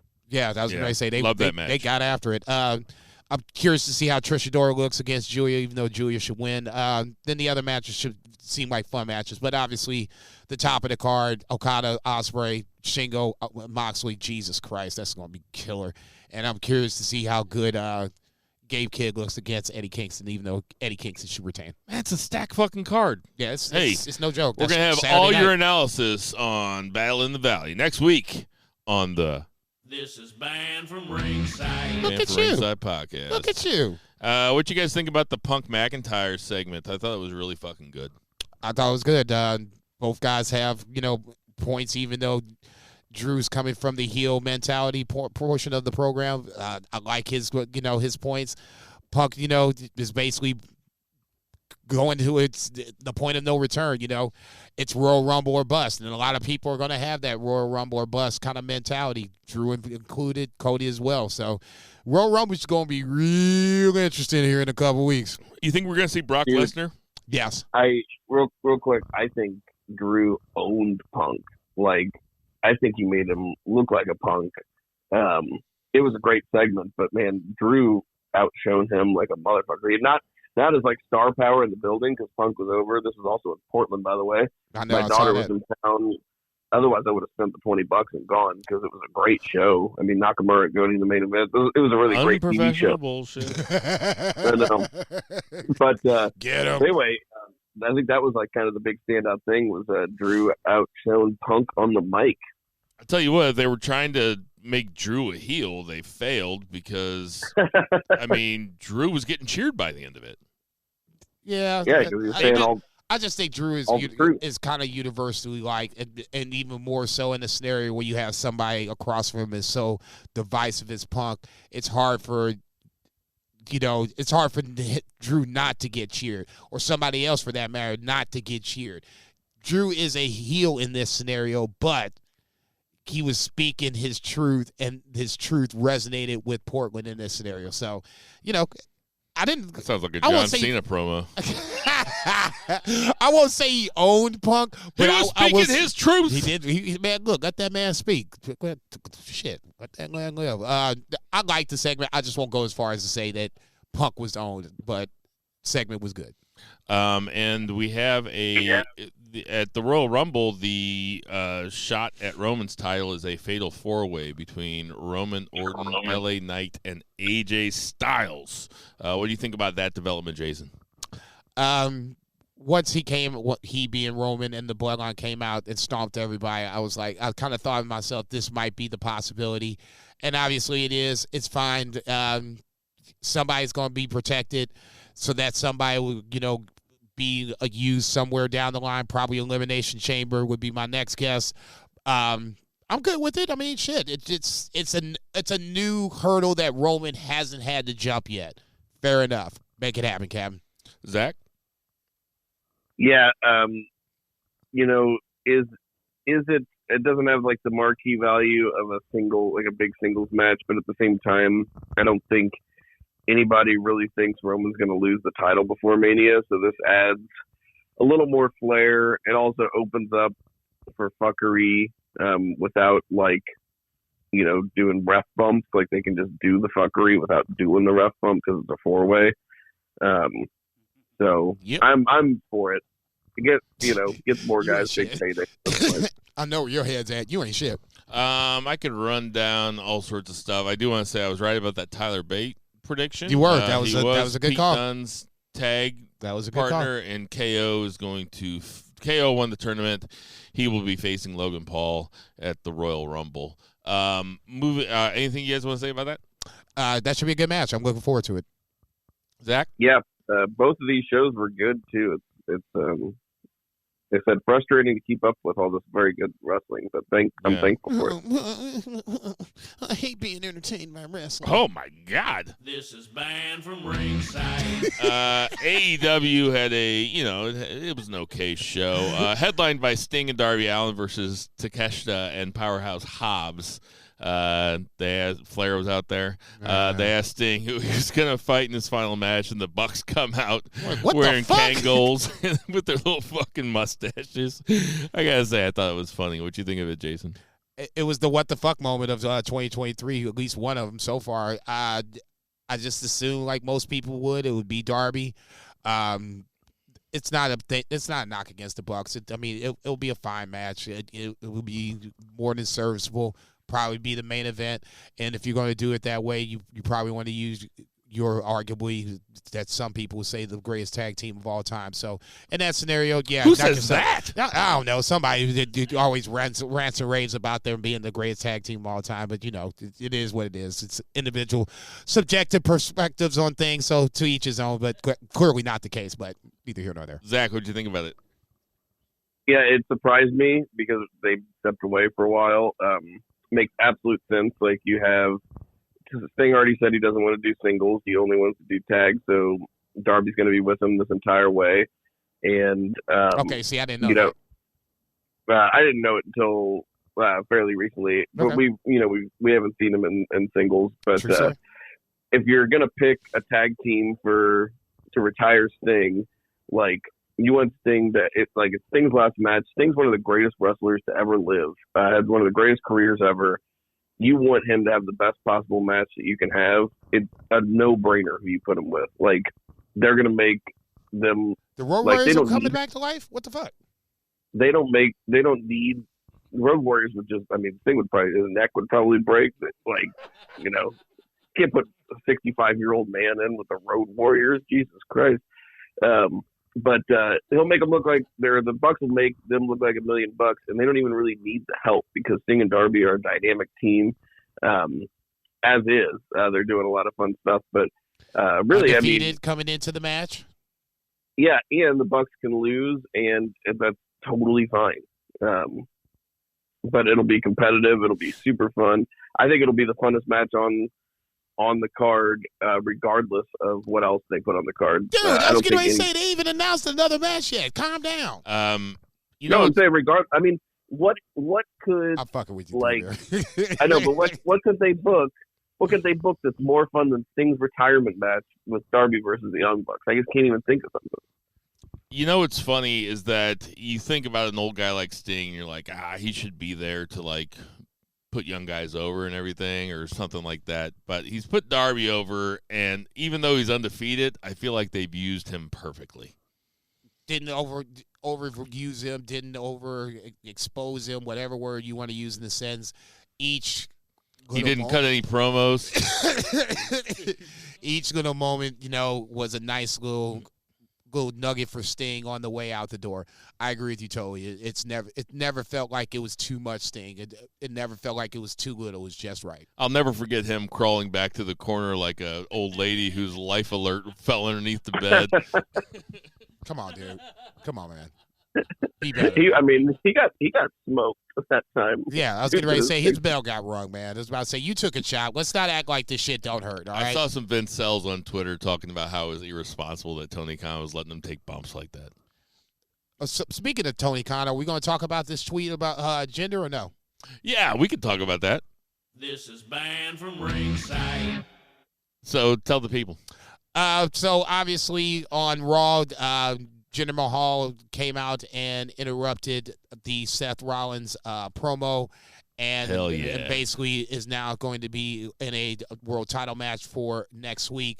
And Tony Khan apparently has a problem with the fact that it's Jinder Mahal coming out and getting this title match after not being relevant, not being around, whatever word. I can't remember exactly what he used in the tweet, but basically he made reference to the fact that Jinder is irrelevant, has been for a while, and why is now he's getting a world title shot. So Jinder Mahal gets involved. This was apparently in response, though, because people were giving Tony Khan shit about giving Hook a title shot or having Hook call out Samoa Joe.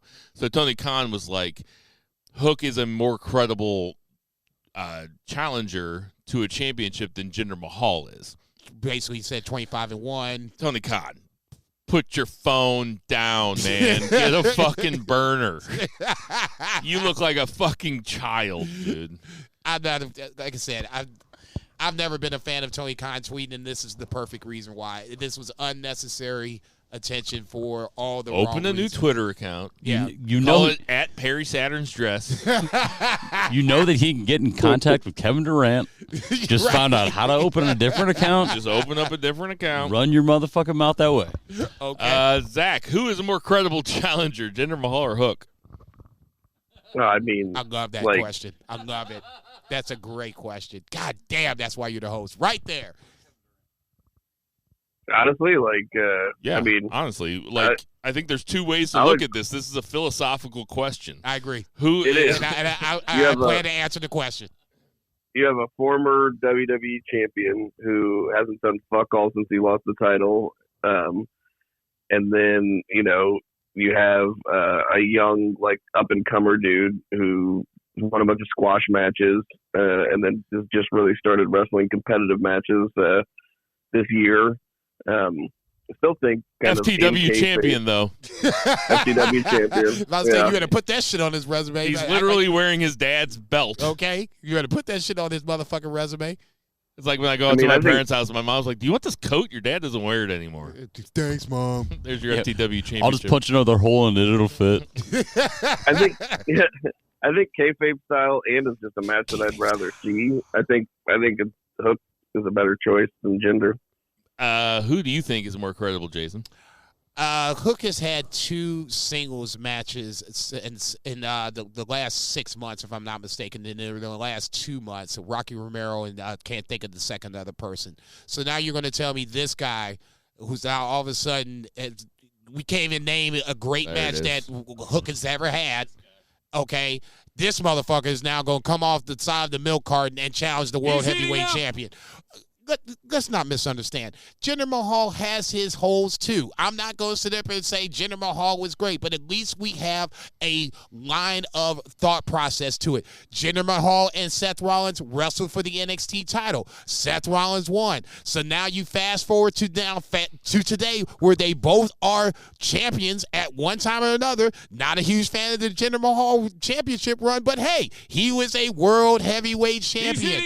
You cannot sit up here and make this leap, and I'm going to be nice and use the word leap, and have Hook all of a sudden go up. So, I mean, he hasn't even won a legitimate AEW recognized title. One.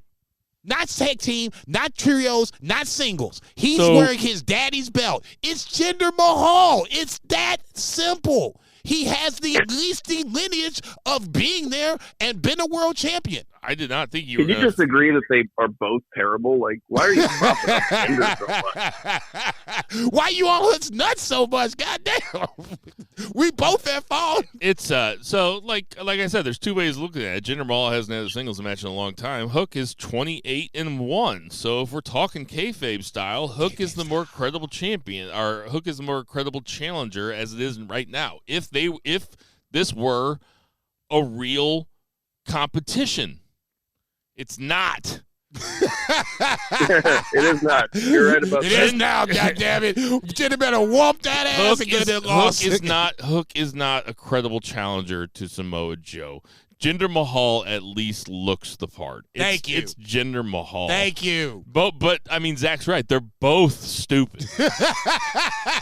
We both know how this shit's going to end. I will say this, though.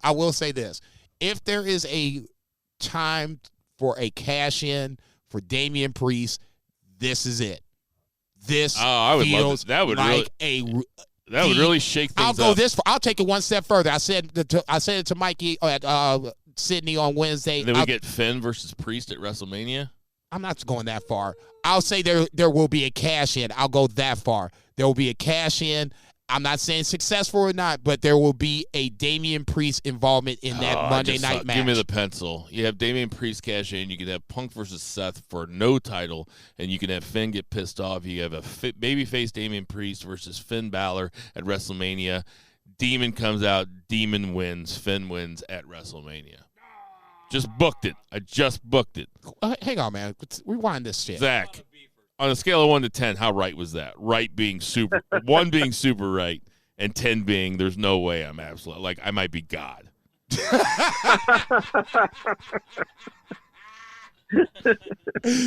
That's a hell of a ranking right there. God damn. There's like no real gray area there. So give me the number, Zach. 1 being leukemia, 10 being Roman Reigns. That's really good. Yeah, I don't have a number for it. You better give it. He's got to get out this motherfucking quick. I'm like, no. Right.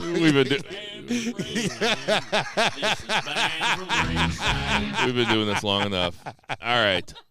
So birthdays this week. That's great. We have Abdullah the Butcher is 83. Shad Gaspard would have been 43. R.I.P. Man, damn. Yujiro Takahashi, the pimp, is Tokyo 43. pimp. The Tokyo pimp. I just like how he's a pimp. I like how he's doing The Godfather. Mason Ryan is 42. Hope that dude's okay. Hacksaw Jim Duggan. R.I.P.? No, he's alive. Is he? Yeah, Hacksaw Okay. Jim. He's Yeah, still hanging on. God bless him. Oh, yeah, that's right. You got really sick, though. I didn't 70. remember that. Matt Riddle, the aforementioned, newly signed, or wrestling the match at MLW signed, WWE. but he'll be in New Japan. He is 38. Casey Catanzaro, who is now known as Katana Chance. Yeah, shit. 34. Kelly, 37. Shane McMahon, dude. Just Shane McMahon, just I got it in and a before the rascal birthday. scooter. 54 years old. Bull Buchanan. My dude from Right to Censor. Jesus Christ. He is 55, and Tucker's 34. I fucked up earlier, and I got rid of one of the drops. So we gotta just do this for the ending. Idiot. So, hey, everybody, we appreciate you guys listening to our podcast. We know there's a ton of podcasts to listen to, so Think it to this is Daddy. going to take a while. So, I mean, we can talk about other things. No, it ain't gonna take that long. I saw Poor Things the other night downtown. You ever seen the movie at the Alamo? No. Really good. We've been to that, what's the sports place that's down there? Shit. I don't know. Are we still recording? Yeah, we're still recording. So for Tender Mahal, Check. for Patriot Pat, Check. for Murray the Murray Man Murray, Check. for Lucha Chris, Check. for my beautiful family inside, Check. for Vice, Double check. for